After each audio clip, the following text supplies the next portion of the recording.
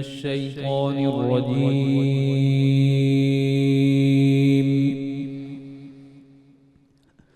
بسم الله الرحمن الرحيم.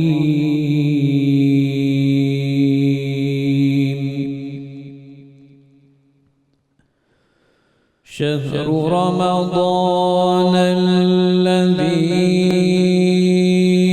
أنزل فيه القرآن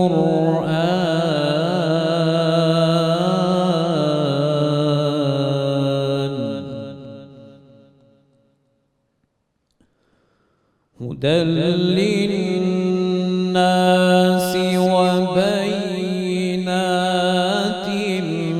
من الهدى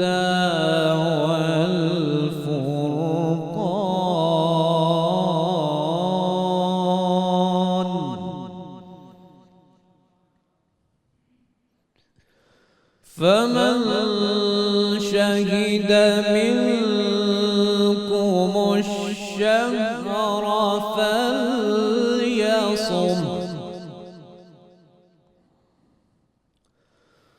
ومن كان مريضا أو على سفر فعدة من أيام أخر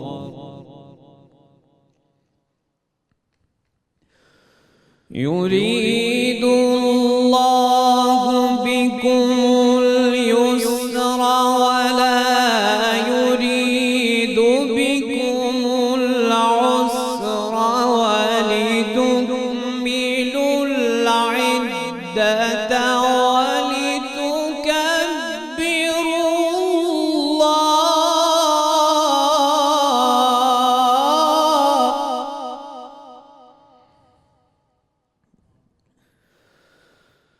يريد الله بكم اليسر ولا يريد بكم العسر ولتكملوا العدة ولتكبروا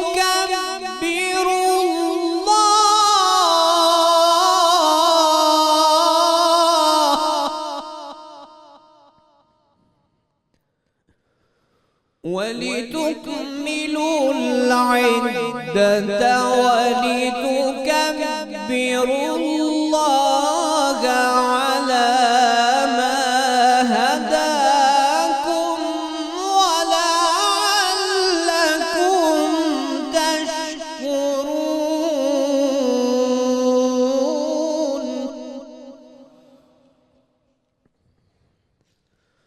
وإذا سألك عبادي عني فإني قريب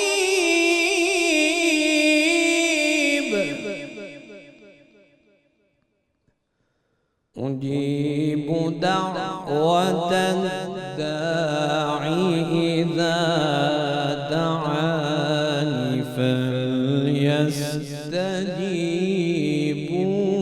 لي.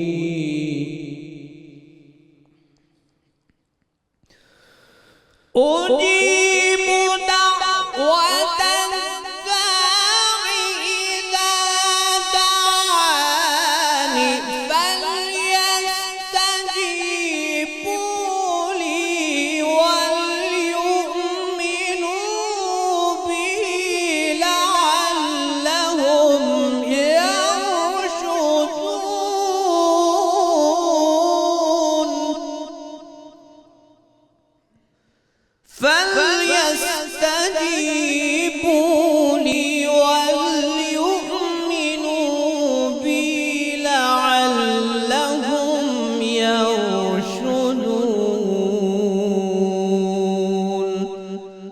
صدق اللہ العظیم۔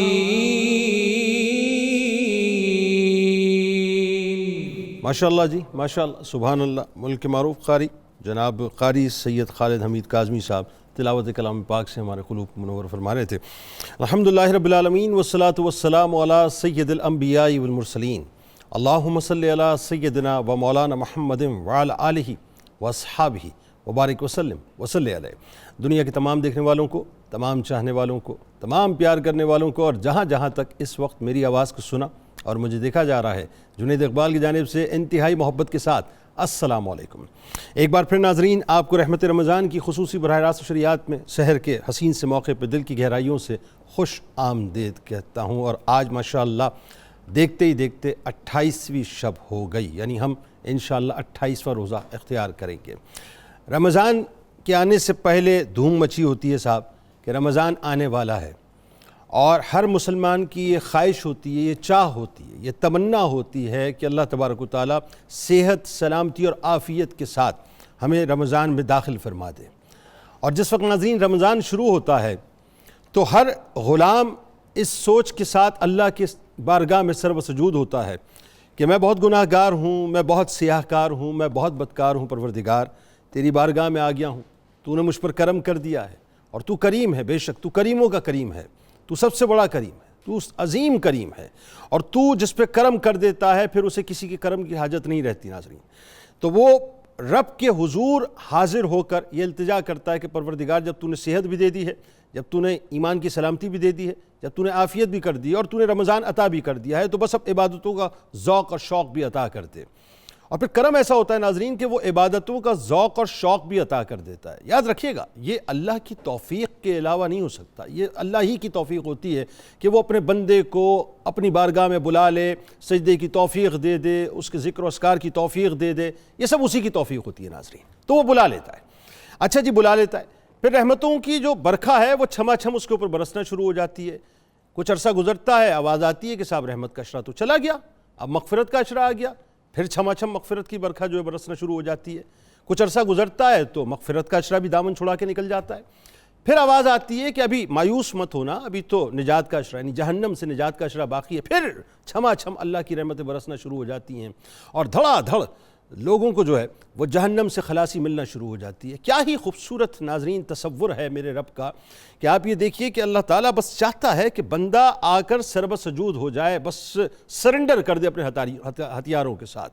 اچھا یہ تو ہوئی ظاہر ہے اس کے کرم کی بات ناظرین، لیکن انسان یہ ذرا سوچے کہ اس کرم کے پیچھے ناظرین ایک اور بات ہے جو بڑی اہم ترین بات ہے۔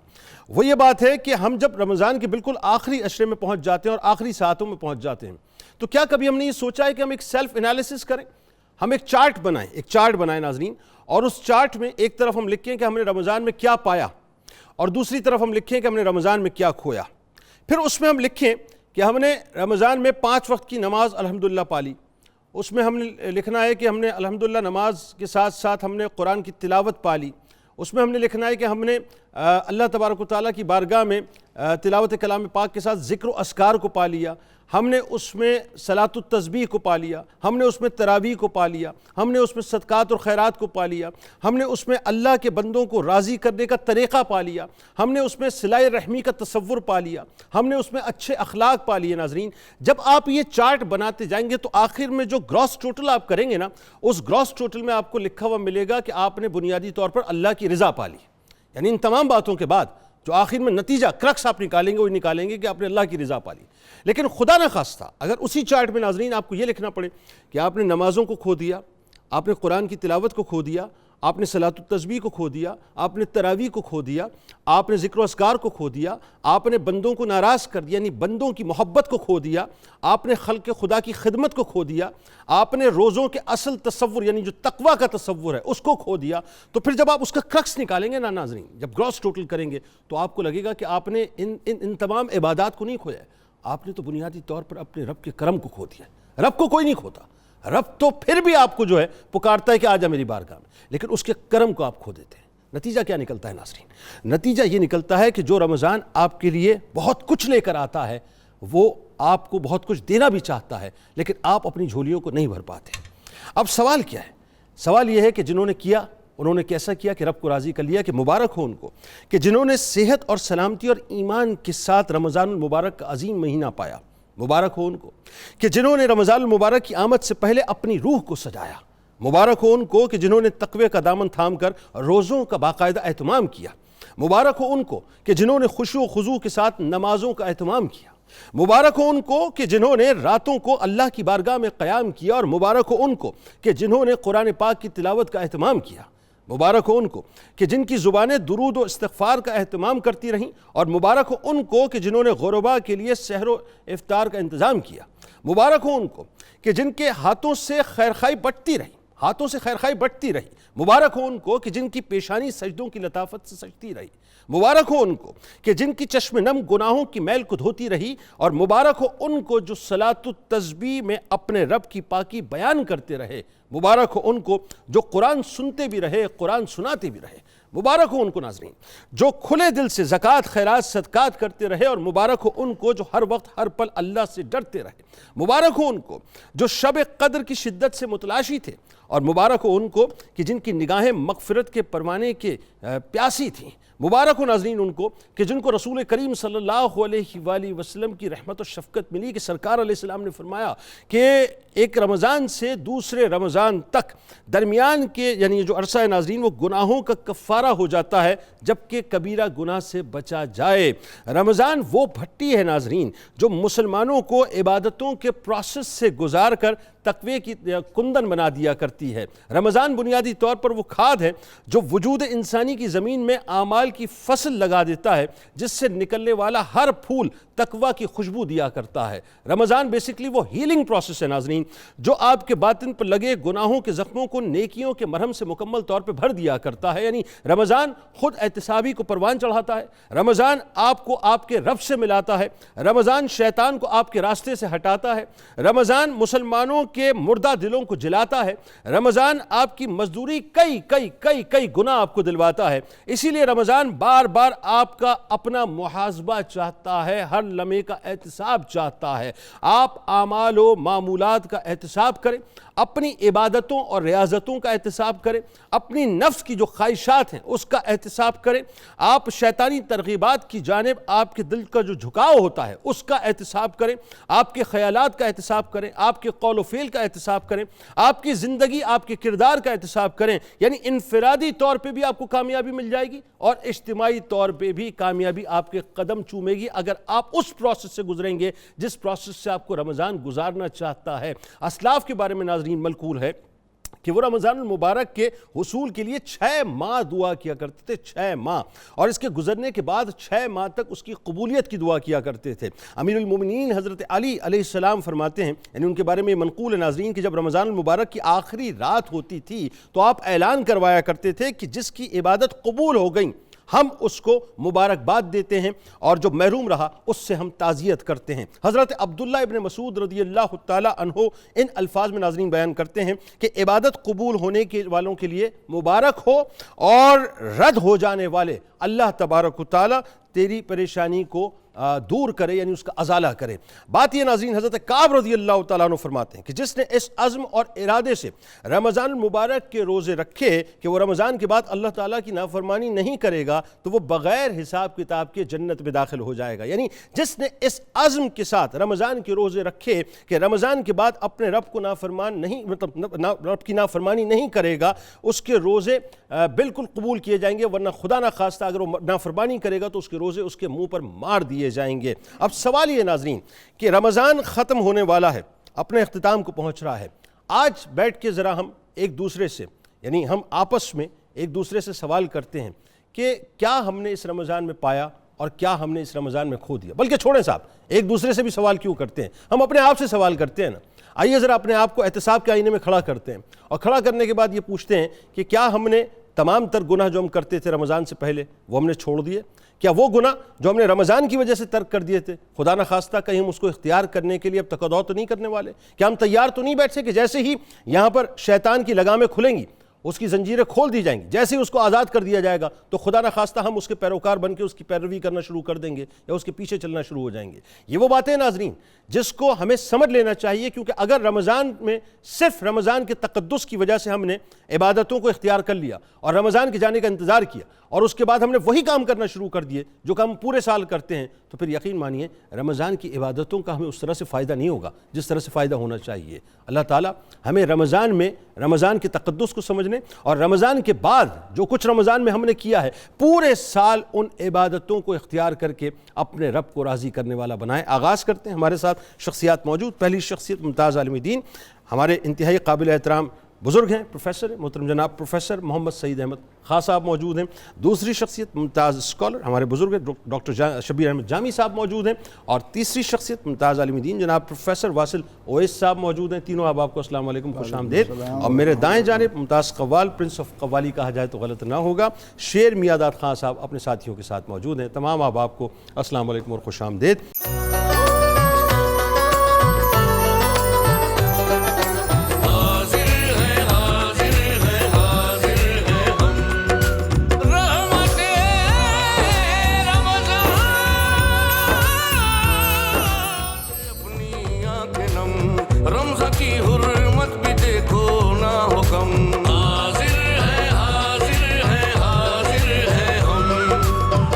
تو جناب ایک بار پھر میں آپ کو خوش آمدید کہتا ہوں. اور ناظرین آپ اگر پاکستان میں رہتے ہیں یا پاکستان سے باہر ضرور ہمارے ساتھ جڑے رہیے، کیونکہ آج تھوڑا سا سیلف انالیسس کریں گے اور دیکھنے کی کوشش کریں گے کہ ہم نے اس رمضان میں کیا پایا ہے اور کیا کھویا ہے.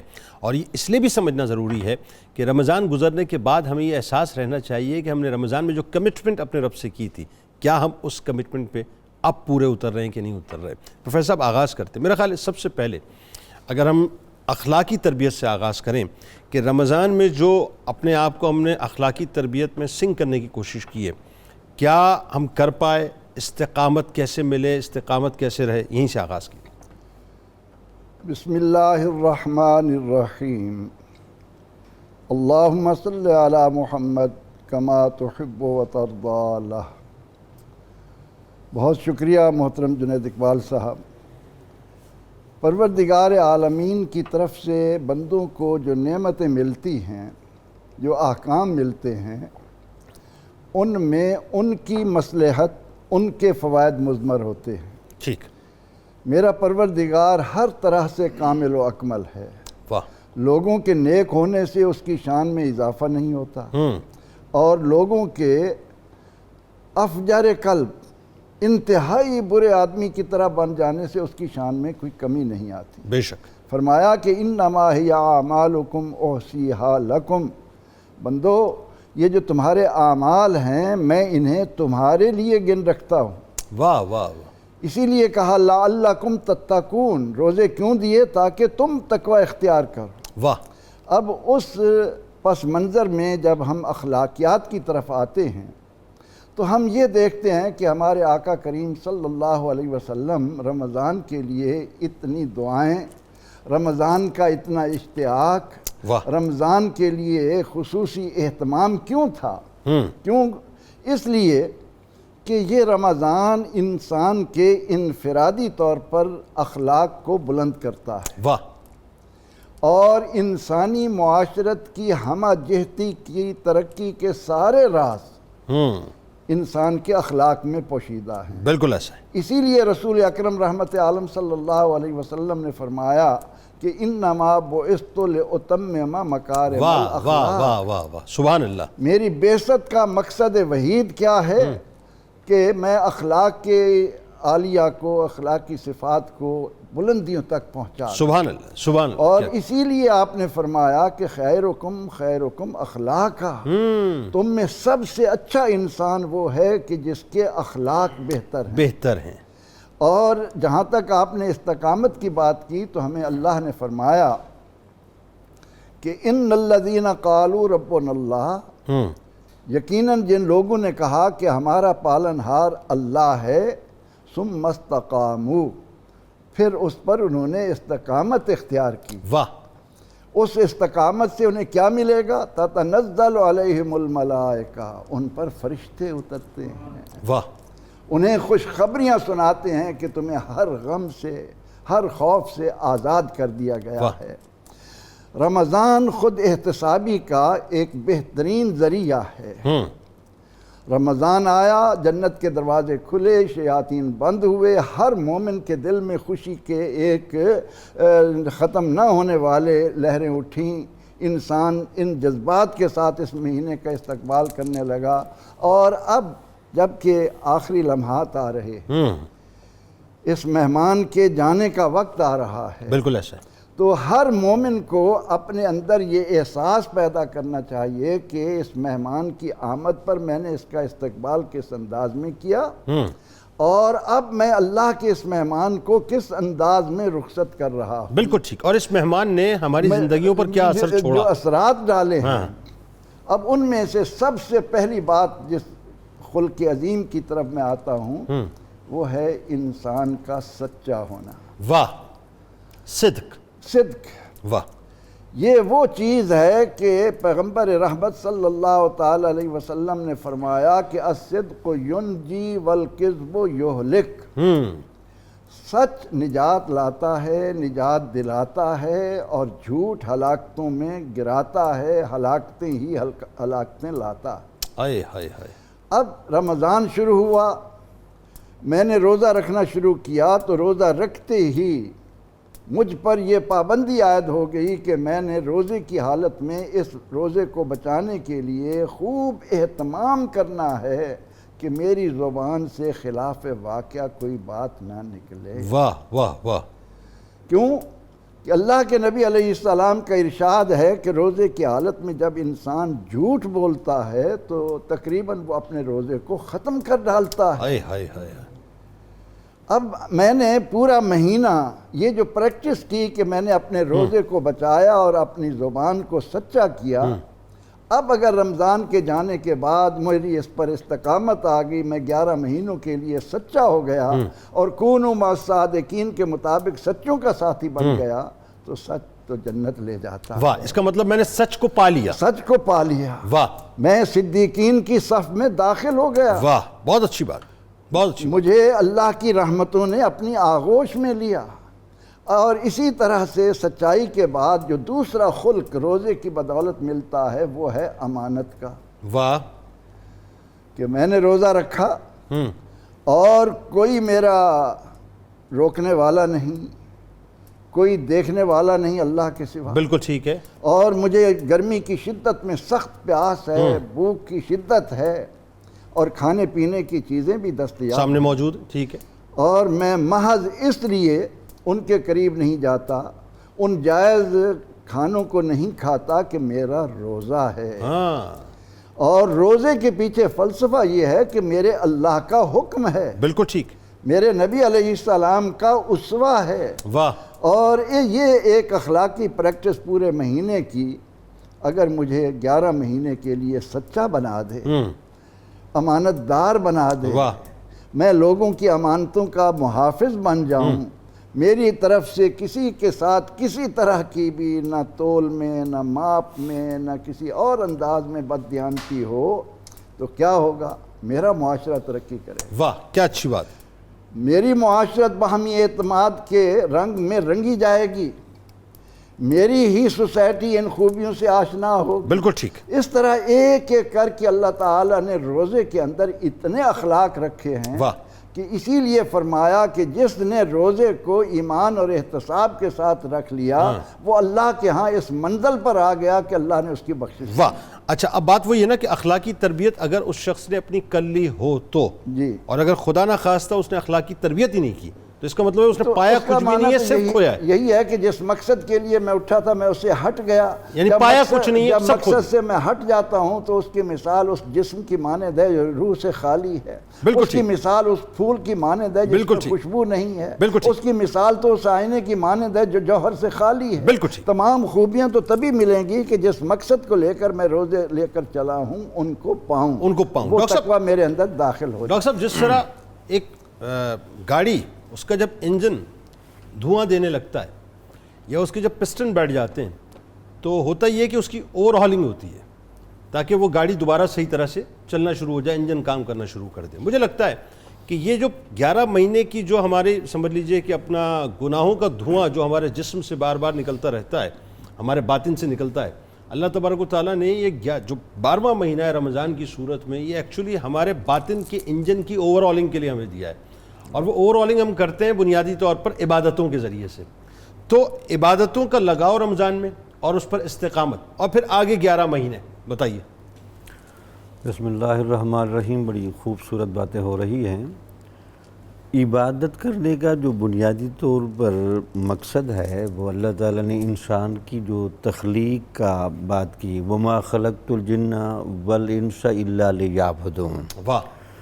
تو انسان کی پیدائش ہی بنیادی طور پر عبادات کے لیے کی گئی ہے. واہ. تو اللہ تعالیٰ کا ایک نظام قدرت ہے، وہ نظام قدرت کے مطابق جانتا تھا کہ ایک مہینہ ایسا ضرور آنا چاہیے واہ. جہاں بڑی کثرت کے ساتھ اس سے اتنی عبادتیں کرا لی جائیں تاکہ ان عبادتوں کے ثمرات و اثرات واہ. اس کے باقی 11 مہینے محسوس ہوتے رہیں. واہ واہ واہ واہ واہ. تو اس کی بنیادی وجہ یہی تھی کہ اب یہ عبادت کا جو کثرت ہے یا عبادت کا اثر لینا ہے، اس کے باقاعدہ کچھ اصول ہیں. مثلا اگر آپ کے اندر خلوص نیت کی کمی ہوئی، اگر آپ نے عبادت کو کامل طریقے سے بجا آوری نہ کی، واہ. یا آپ نے عبادات پر اس پورے مہینے استقامت نہیں دکھائی، تو یہ عبادتیں آگے بڑھ کر آپ کے 11 مہینے کو رنگین نہیں کریں گی، ان پر اثرات نہیں لیں گی. تو پھر آپ کو اور مجھے یہ سوچنا ہوگا کہ یار ماہ رمضان ہم نے گزارا، اس میں ہم نے روزے بھی رکھے، اس میں تلاوتیں بھی ہوئیں، تو یہ کیا وجہ ہے کہ اس کے اثرات آگے کیوں نہیں جا رہے؟ تو وہ آپ کو بتایا جائے گا کہ حسن نیت کے تحت آپ کو ماہ رمضان جس جذبے سے، جس لگن اور شوق سے گزارنا چاہیے تھا وہ آپ نے نہیں گزارا. یعنی اس کا مطلب یہ ہو کہ عبادتوں کے ذریعے سے آپ نے ان لذتوں کو نہیں پایا، یا رمضان کو نہیں پایا. کبھی کبھی ایسا بھی ہوتا ہے ڈاکٹر صاحب کہ آپ عبادتیں کر رہے ہوتے ہیں، بہت سے ایسے لوگ ہیں، آپ پوچھئے جی الحمدللہ پورے روزے جا رہے ہیں، اچھا جی قرآن، ارے ماشاءاللہ روز میں 1 سپارہ پڑھ رہا ہوں، اچھا جی تراویح، ارے صاحب پہلی صف کے اندر کھڑا ہوا ہوتا ہوں میں، اچھا صلاۃ التسبیح، ارے کیا آپ کو پتہ رات کو گھر پہ آتی صلاۃ التسبیح ہوتی ہے، اور صدقہ سب دے رہے ہیں ماشاءاللہ، لیکن رویوں میں تبدیلی نہیں ہوتی. تو اس کا مطلب یہ ہوا کہ وہ عبادتیں جو ہیں وہ صرف ریچولز کے طور پہ ہو رہی ہیں، اس کی لذت کو حاصل نہیں کیا جا رہا. بالکل ٹھیک ہے نا. عبادت کرنے کے 3 طریقے ہوتے ہیں. ایک ہے سطحی درجہ، ایک ہے متوسط درجہ، ایک ہے بہت اعلیٰ درجہ. آپ جس عبادت کے ثمرات سمیٹنا چاہتے ہیں اور آگے بڑھانا چاہتے ہیں، وہ جب تک کامل درجے میں عبادت نہیں ہوگی نا، اس کے اثرات نہیں بڑھیں گے. یا ایک میں ذرا قرآن کی روشنی میں بتاؤں، وَيُقِيمُونَ الصَّلَاةَ، حالانکہ اللہ تعالیٰ کہہ سکتا ہے وَيَقْرَؤُونَ الصَّلَاةَ، یہ جو مومن بندے ہیں نماز پڑھتے ہیں، حالانکہ وہاں کہتے ہیں یہ نماز قائم کرتے ہیں. تو قائم کرنے کی سینس میں سب نے لکھا کہ قائم کرنا یہ ہوتا ہے کہ آپ اس خشوع و خضوع کے ساتھ اور اتنے لگن کے ساتھ آپ نماز پڑھیں کہ آپ کی ایک نماز سے لے کر اگلی نماز کے آنے تک اس کے سارے اثرات محسوس ہوتے رہیں. واہ واہ واہ. یہی اللہ کا یعنی وہ جو مولا کائنات والا تصور ہے، یہ ذہن میں رکھو کہ تم اللہ کو دیکھ رہے ہو، ورنہ وہ تو تمہیں دیکھ ہی رہا ہے. وہ تمہیں دیکھ رہا ہے. یعنی جب آپ ماہ رمضان کے روزے، وہ آگے بات آئے گی کہ ماہ رمضان ایک اور اگلے ماہ رمضان کی آنے تک یہ درمیان میں کفارہ بنتا ہے. یعنی ایک رمضان کی عبادت کے اثرات اگلے ماہ رمضان تک جانے چاہیے. اب وہ کب جائیں گے؟ جب آپ کا عبادات کے اعتبار سے ایک تو بڑا تسلسل ہوگا، دوسرا اس کے بعد آپ کی ادائیگی میں وہ کاملیت کا گہرا رنگ رہے گا. جب وہ ہوگا تو پھر یہ ساری چیزیں ثمرات بھی آئیں گی اور پھر آپ کو محسوس بھی ہوں گے. اب ہونا کیا چاہیے کہ جو ماہ رمضان میں عبادات ہم سے کرائی جاتی ہیں، پہلی عبادت تو یہ ہے کہ خواہشات کو کنٹرول کرنے کی آپ کو عادت پڑنی چاہیے. داتا صاحب رحمۃ اللہ علیہ کہتے ہیں کہ ماہ رمضان کے دوران مجھے خواب میں حضور نبی اکرم صلی اللہ علیہ وسلم کی زیارت ہوئی، واہ۔ تو میں نے پوچھا اے اللہ کے نبی یہ روزے اتنی مشقت کی شکل میں کیوں رکھے گئے ہیں؟ واہ۔ تو آپ نے فرمایا کہ یہ اس لیے ہیں تاکہ تمہیں اپنے حواس خمسہ پر کنٹرول کرنا آ جائے۔ واہ واہ واہ، یعنی تمہاری کیا آنکھیں، کہنا ہے؟ تمہارے کان، تمہاری زبان اور تمہارے جسم سے ٹھیک۔ تمام متعلقات۔ ٹھیک۔ اس کے بعد پھر عبادت کا جو آگے اثر بڑھتا ہے، آپ اس کے ساتھ ایک روحانی لذات کو لے کر آئیں، یعنی اس گہرائی سے پڑھیں۔ واہ۔ اب ہم تو کہتے ہیں کہ نماز میں لذت کب آئے گی؟ یہ کوئی خارجی چیزیں نہیں ہوتی، یہ آپ نے جتنا ڈوب کر نماز پڑھنی ہے اتنا آپ کو اثرات ملیں گے۔ ٹھیک۔ اب وہ نماز کا تسلسل اگر بعد میں ہم قائم نہیں رکھ سکتے، تلاوتوں کا تسلسل قائم نہیں رکھ سکتے، ہماری زندگی میں نوافل کی کثرت نہیں آتی اور صدقہ و خیرات کی کثرت نہیں آتی، تو اس کا مطلب یہ ہے نا کہ پھر ہم نے ماہ رمضان سے بس چلتے چلتے چند چیزیں لیے ہیں، ہم نے اس کو پراپر طریقے سے نہیں لیا، یعنی رمضان کو جس طرح پانا چاہیے تھا اس طرح نہیں پایا۔ اس طرح نہیں پایا۔ بالکل ٹھیک ہے، یعنی اب اگر رمضان کو پانا ہے تو عبادتوں کو ویسے ادا کرنا ہے جیسا کرنے کا حق ہے۔ پروفیسر صاحب ایک بات بتائیے، یہ جس طرح پی جی ایمز لگے ہوئے ہمارے سامنے، یہ پی جی ایمز کنٹرول ہوتے ہیں ریموٹ کنٹرول سے۔ ریموٹ کنٹرول آپ کے ہاتھ میں، آپ اسکرین پہ جو کچھ دیکھنا چاہتے ہیں آپ دیکھ لیتے ہیں، آپ کی صوابدید ہوتی ہے۔ اسی طرح رمضان میں نفس کو کنٹرول، یعنی نفس کا پی جی ایم جو ہے، اگر یوں کہوں میں، اس کو کنٹرول کرنے کے لیے کیا شے درکار ہوتی ہے کہ وہ کنٹرول بھی ہو جائے اور استقامت بھی مل جائے، اور جو ہم دیکھنا چاہتے ہیں اپنے نفس میں وہ ہم دیکھ پائیں؟ بسم اللہ الرحمن الرحیم۔ بہت شکریہ جنید بھائی۔ نفس کو آنچ پر، وہ بھی عمر بر رکھنا، بڑا محال ہے ہستی کو معتبر رکھنا۔ واہ۔ یہ جو نفس ہے اسی کو کنٹرول کرنا رمضان کا سب سے بڑا ثمرہ اور پھل ہے۔ واہ۔ اسی کے سارے معاملات ہیں۔ قرآن مجید میں نفس کی سب سے بڑی شرارت جو بیان ہوئی ہے وہ ہے جو حضرت یوسف علیہ السلام کے مقابلے میں پیش کی جاتی ہے، اور یوسف علیہ السلام معصومیت کے جس انتہائی درجے پر کھڑے ہیں اور جس پاکیزہ کردار کا وہ مظاہرہ کرتے ہیں، اپنے نفس کو پوری طرح کنٹرول میں رکھا ہوا ہے انہوں نے، اور اس شرارت کا بھرپور طریقے سے مقابلہ کرتے ہیں۔ اس کے بعد یہ فرماتے ہیں وَمَا أُبَرِّئُ نَفْسِي، میں اپنے نفس کو بری و ذمہ نہیں جانتا، إِنَّ النَّفْسَ لَأَمَّارَةٌ بِالسُّوءِ، یہ نفس تو دیتا ہی برائی کا حکم ہے، إِلَّا مَا رَحِمَ رَبِّي، بچتا صرف وہ ہے جس پہ میرا رب رحم فرماتا ہے۔ واہ واہ واہ واہ، سبحان اللہ سبحان۔ کیا نفس کا یہ جو معاملہ ہے، یہ اسے کنٹرول کرنا کہ جہاں اتنی بڑی شخصیت یہ فرما دے کہ اسے کنٹرول کر، یہ میں سے بری و ذمہ اپنے نفس کو نہیں سمجھتا۔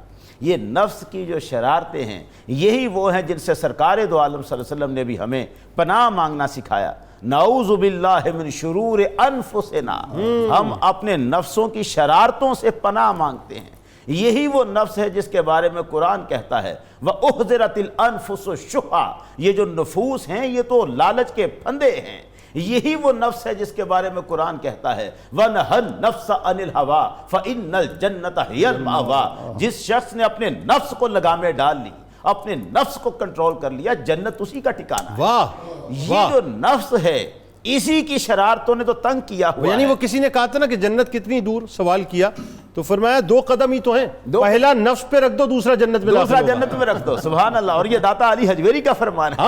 داتا علی حجویری کا فرمان ہے۔ سبحان اللہ۔ اب سوال یہ ہے، یہی نفس ہے، ایک بندہ جب ساری زندگی اس نفس کی شرارتوں کا مقابلہ کرتے کرتے نڈال ہو جاتا ہے اور وہ تمنا اس کے دل کے اندر ہوتی ہے، وہ کہتا ہے، وہ جو کسی نے کہا نا خواہش نفس بہت ساتھ دیا ہے تیرا، اب جدھر میرے محمد ہیں ادھر جانے دے، چھوڑ دے میرا، چھوڑ دے میری خلاصی کر دے۔ مگر یہ جو اس کی تمنا ہے یہ پوری نہیں ہو پاتی باقی سارے 11 مہینے، اس لیے کہ یہ نفس ہی ہے جو شیطان کے ساتھ ملا ہوا ہوتا ہے، شیطان سے طاقت پکڑ لیتا ہے اور اس کو کنٹرول کرنا بہت مشکل ہوتا ہے۔ کیسے کریں؟ جی کیسے کریں یہ بتائیں نا. اسی کو کنٹرول آپ ڈرا تو کرنا، رہے ہیں ہمیں، بتائیں تو اسی صحیح کو کیسے کریں. کنٹرول کرنا جو ہے وہ معاملہ تھا، اور اسی کے لیے سب سے پہلا کام یہ کیا کہ جو ہی رمضان آیا غلقت الشیاطین، ان شیطانوں کو پکڑ کے جکڑ دیا گیا، یہ بند کر دیے ہیں، اب تمہارا معاملہ رہ گیا، اب اس نفس سے تم نمٹ لو. ایک اور آسانی ہم کر دیتے ہیں، کیا؟ نفس پر جو یوسف علیہ السلام نے فرمایا تھا بچے گا وہی جس پہ میرا رب رحم کرے. اللہ فرماتا ہے یہ جو مہینہ رمضان کا ہے فتحت ابواب الرحمہ، اس میں میرے رحمت کے سارے دروازے. یعنی میں یوں کہوں، اگر بات آپ کی میں یوں سمجھ رہا ہوں کہ رب کے کرم کے ریموٹ کنٹرول کو اپنے ہاتھ میں لے لو، تو نفس کے پی جی ایم پہ جو دیکھنا چاہو گے وہ دیکھو، جو دیکھنا چاہو وہ دیکھ سکتے ہو. ایک طرف شیطان باندھ دیا، دوسری طرف رحمت کے دروازے کھول دیے اپنے. اب فرماتا ہے کہ اب تمہارے لیے آسان ہے اس نفس کے ساتھ. ایک اور تیسری مدد ہے، اور وہ تیسری مدد یہ ہے کہ یہ جو روزہ ہے یہ ہم نے جو دیا ہے جنید بھائی، یہ بڑی کمال بات ہے کہ عبادات میں جتنی عبادتیں ہیں ان میں سے کسی کو وہ شرف نبی کریم صلی اللہ علیہ وسلم نے نہیں دیا جو اس روزے کو دیا ہے. الصوم جنہ، فرمایا یہ روزہ ڈھال ہے، دشمن کے وار سے بچنے کے لیے جو ڈال آگے دی جاتی ہے وہ یہ روزہ ہے. نفس کی ہر شرارت سے بچنے کے لیے جو ڈال ہے وہ روزہ ہے. نماز ڈال نہیں ہے، بہت بڑی نیکی ہے. زکوٰۃ بہت بڑی نیکی ہے، ڈال نہیں ہے. فرمایا ڈال یہ روزہ ہے. یہ روزہ ہے جو تمہیں نفس سے، شیطان سے لڑنے کے قابل بنا دیتا ہے. یہ پورا مہینہ جو ہمیں پریکٹس ہوتی ہے بھوک کے ساتھ، ہم جو اپنی روح کو طاقت دیتے ہیں اور پھر نفس کی ساری شرارتوں کو، یہی تو وجہ ہے کہ اگر کوئی روزہ رکھ کر بھی نفس کی شرارتوں کے نرگے میں رہتا ہے، اور ایسا ہوتا ہے، ایسا ہی ہوتا ہے، ایسا ہی ہوتا ہے. تو سرکار دو عالم نے فرمایا من لم یدع قول الزور والعمل به فلیس للہ فی حاجۃ ان یدع طعامہ وشرابہ. جو شخص روزہ رکھ کر بھی جھوٹ کو نہیں چھوڑتا اور جھوٹی بات پر عمل کرنے کو نہیں چھوڑتا، اللہ کو اس کے بھوکا اور پیاسا رہنے کی کوئی حاجت نہیں. اچھا، اب ایک بات تو یہ ہو گئی کہ یہ تو طے ہے کہ اللہ ماشاء اللہ ظاہر ہے جو تقوی اور پرہیزگاری کے اعلیٰ معیار پر ہیں، لیکن نارملی ہوتا یہ ہے کہ روزہ رکھنے کے باوجود بھی ہم نفس کے آگے سرنڈر کیے ہوئے ہوتے ہیں. نفس ہمیں بنیادی طور پہ فٹ بال بنا کے جو ہے کھیل رہا ہوتا ہے ہمارے ساتھ، کبھی ادھر کک مارے گا کبھی ادھر کک مارے گا، اور ہم جا رہے ہوتے ہیں. ظاہر صبح شام ہی ہو رہا ہوتا ہے، زبان کے ذریعے سے، اعمال کے ذریعے سب کچھ ہو رہا ہوتا ہے. اچھا، اب بات یہ ہے کہ جب وہ جو آخری دن ہوتا ہے نا وہ بڑا خطرناک ہوتا ہے، اس کی کک بڑی مضبوط ہوتی ہے. اس دن وہ مغرب کے فوراً بعد تیار رہتا ہے کہ اب ایسا ہٹ کرنا ہے کہ گراؤنڈ سے باہر پھینکنی ہے بال، کیونکہ شیطان کھلنے والا ہوتا ہے. تو اس وقت تو نفس مکمل طور پہ غالب ہو جاتا ہے. تو پھر استقامت کیسے رکھیں؟ آپ نے زبردست قسم کی بات اپنے انٹرو میں کہی تھی. آپ نے کہا تھا کہ رمضان وہ بٹی ہے جو عبادت کے پروسیس سے گزار کر تقوی کا کندن بنا دیتا ہے. جی، بندے کو کندن بنا دیتا ہے، لیکن کن کو؟ ان لوگوں کو جنہوں نے رمضان احتساب نفس کے ساتھ گزارا ہوتا ہے. یہ شرط ہے سرکار دو عالم صلی اللہ علیہ وسلم نے جو رکھی ہوئی ہے. فرمایا من صام رمضان ایمانا واحتسابا غفر لہ ما تقدم من ذنبہ. جس شخص نے رمضان کے روزے ایمان کے ساتھ اور احتساب کے ساتھ رکھے، اس کے ساتھ کا گناہ معاف کر دیے جاتے ہیں. اب یہاں شرط ہے احتساب، اپنے نفس کا محاسبہ. جس نے پورے رمضان میں اپنے آپ کو روکے رکھا ہے احساس کے ساتھ، صرف روزہ نہیں رکھا کہ سحری کے وقت کھا لیا اور کہا کہ اب میرا روزہ ہے، سارا دن گالم گلوچ بھی چلتا رہا، اس کی برائیاں بھی چلتی رہیں. یہ تو صرف کھانا پینا چھوڑا، رشوت بھی چلتی رہی، کرپشن بھی چلتی رہی، دو نمبریاں بھی چلتی رہی. اس نے اپنی روحانیت کو تو مضبوط کیا ہی نہیں ہے. اس نے اپنے اندر رب کا احساس، اس کے قرب کا احساس تو پیدا کیا ہی نہیں. ٹھیک ہے، اس کا روزہ اسے وہ طاقت نہیں دے سکتا جو 11 مہینوں کے لیے اسے قابل بنا دیتی. یہ طاقت تب ملتی ہے جب یہ رب کے قرب کا احساس رکھے، اس سے ثواب کی امید بھی رکھے، نفس کا محاسبہ بھی کیے رہے. یہی تو بات تھی کہ جب سرکار دو عالم نے فرمایا اگر کسی سے کوئی الجھ پڑتا ہے تو اسے کہو انی صائمن، میں روزے سے ہوں. میں روزے سے ہوں. یہ کہنا کہ میں روزے سے ہوں، یہ ہے اس کا مطلب ہے تو اپنا احساس رکھ. جو اس احساس کے ساتھ رمضان میں سے گزر جاتا ہے، پھر آخری رات میں پڑھنے والی کیک اس کا کچھ بگاڑ نہیں سکتا. کیا کہنے بھائی، پھر وہ سسٹین کرتا ہے بات، پھر وہ سسٹین کرتا ہے. واہ، استقامت اسے پورے سال ملتی ہے. پھر وہ کہتا ہے کہ میں نے پچھلے رمضان سے جو پایا تھا آج اس کا پھل میں کھا رہا ہوں. میں پھل کھا رہا ہوں. بالکل ٹھیک.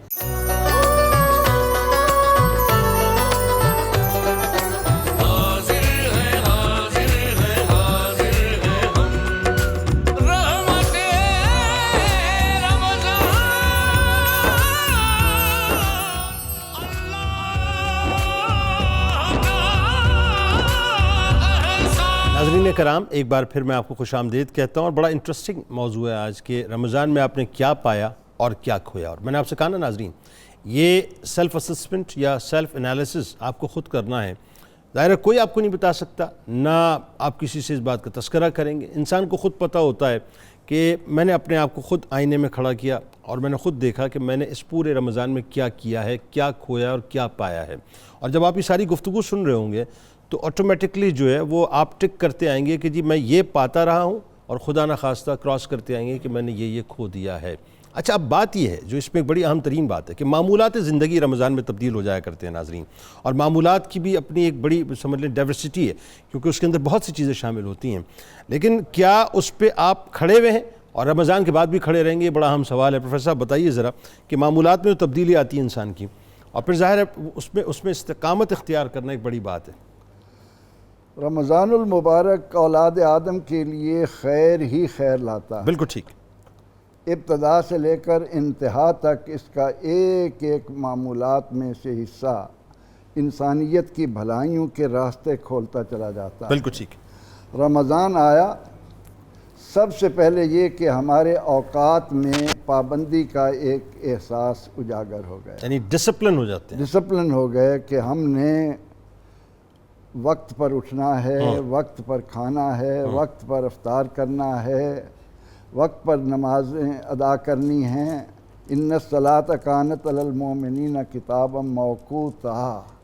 اللہ نے وقت کو جو اہمیت دی ہے، اس وقت کی تقسیم ہم نے اس انداز سے اس مہینے میں کی کہ جن کی بدولت انسان اپنے لیے بہت ساری صلاحیتیں، بہت سارے فوائد کا سمیٹنے کا سبب بنتا. اور آپ ایک بات دیکھیں، اگر رمضان میں آپ اپنے اوقات کار پہ اگر غور کریں، اگر آپ اپنے 10-15 منٹ 20 منٹ اپنے اوقات کار سے ہٹ کے کہیں ضائع کر دیں تو آپ کا پورا ڈے جو ہے وہ سفر کر جاتا ہے، آپ کی عبادات سفر کر جاتی ہیں، آپ کے سارے کام سفر کر جاتے ہیں رمضان میں. الوقت سیف ان لم تقطعہ یقطعہ کا.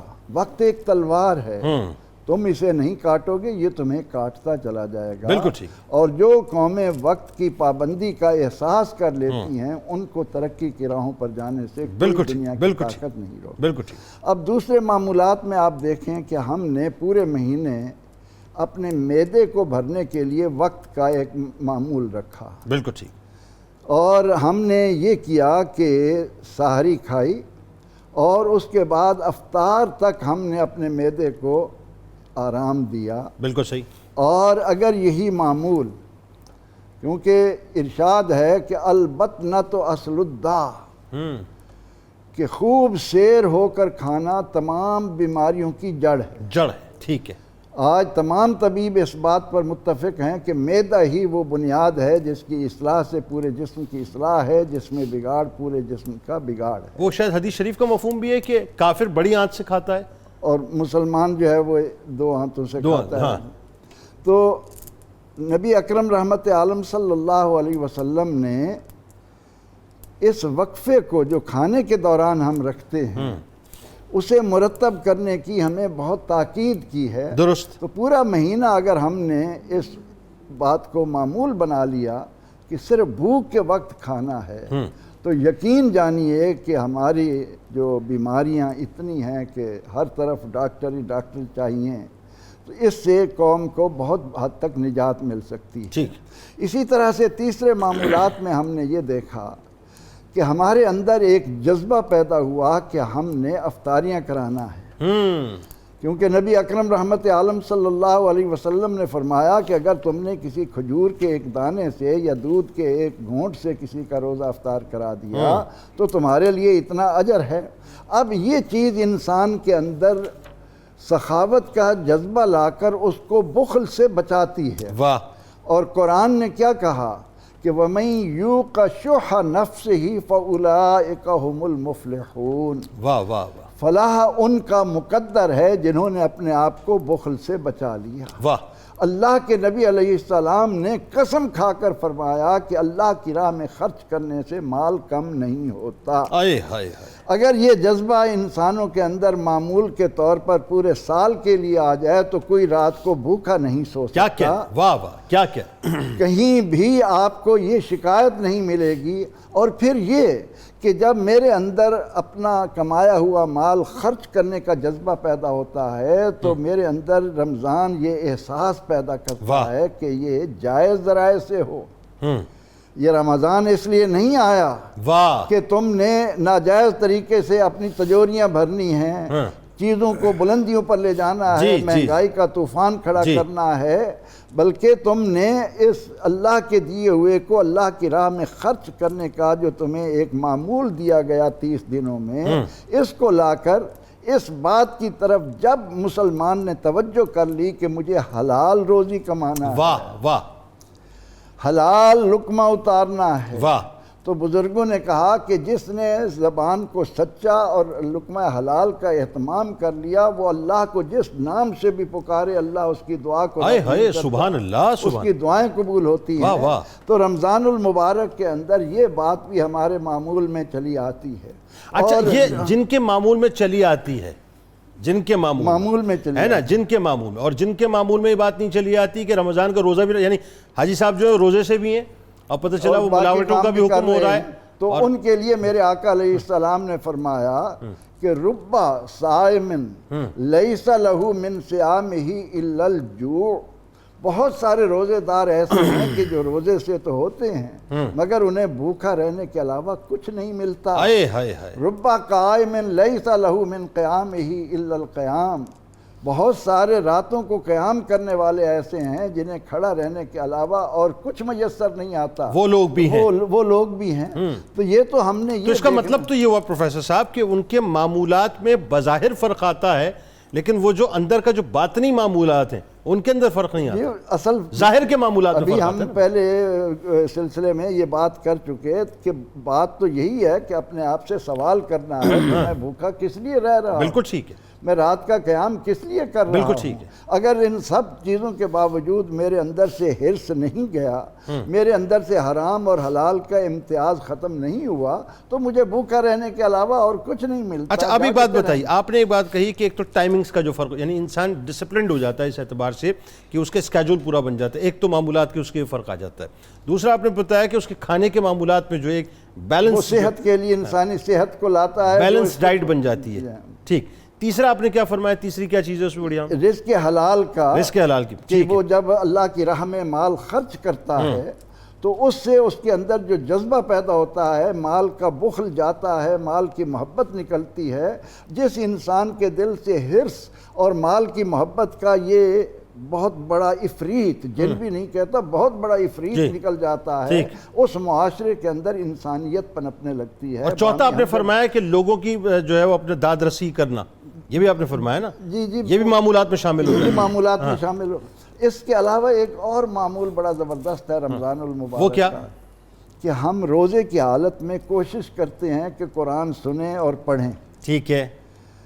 اگر یہ معمول ہماری زندگی کا جزو لا ینفک بن جائے تو اس کا کم از کم فائدہ یہ ہے کہ آپ اپنے گھر میں جس جگہ بیٹھ کر 5 منٹ بھی اللہ کے کلام کی تلاوت کرتے ہیں, اللہ کریم آپ کے اس حصے کو, اس جگہ کو اتنا منور کر دیتا ہے کہ آپ کے گھر سے لے کر عرش اولا تک فرشتوں کا جھرمٹ. اچھا سر, اس پہ میں قرآن پہ تو میں چاہتا ہوں ہم جا کے ڈیٹیل میں بات کریں, لیکن ایک بات یہ بتائیے کہ معمولات میں یہ جو فرق آتا ہے ہمارے, مجھے ایسا لگتا ہے کہ جز وقتی آتا ہے یہ, یعنی ہم ذہن بنا لیتے ہیں کہ رمضان آیا ہے تو ہم نے اپنے آپ کو جو ہے تھوڑا سا ذہنی طور پہ اپنے آپ کو ٹیون کر لیا ہوتا ہے, اپنی باڈی کو ٹیون کر لیا ہوتا ہے, اپنے معمولات کو تبدیل کرتے ہیں, رمضان میں ڈھل جاتے ہیں. اس میں بھی ہوتا ہے ٹوٹے پھوٹے سے ہم رہتے ہیں کہ کچھ ڈھلے ہوتے ہیں, کچھ نہیں ڈھلے ہوتے ہیں, کچھ اپنے مطلب کی باتیں, کچھ رمضان کے مطلب کی باتیں, اور جیسے وہ جاتے ہیں معمولات ہمارے ختم ہو جاتے ہیں. اس کی وجہ یہ ہوتی ہے کہ ہم نے عادت کے طور پر لیا ہے, عبادت کے طور پر نہیں لیا. ہم نے جو ان لوگوں کی صحبت اختیار کر رکھی ہے, اگر ہمارے ذہن میں یہ بات آ جائے کہ کل قیامت کے دن حسرت اور یاس کے ساتھ ہم جن باتوں کو یاد کریں گے ان میں سے یہ ہوگا کہ یا لیتنی لم اتخذ فلانا خلیلا, اے کاش میں نے دنیا میں فلانے آدمی کو دوست نہ بنایا ہوتا تو آج یہ ذلتیں میرے پلے نہ پڑتی.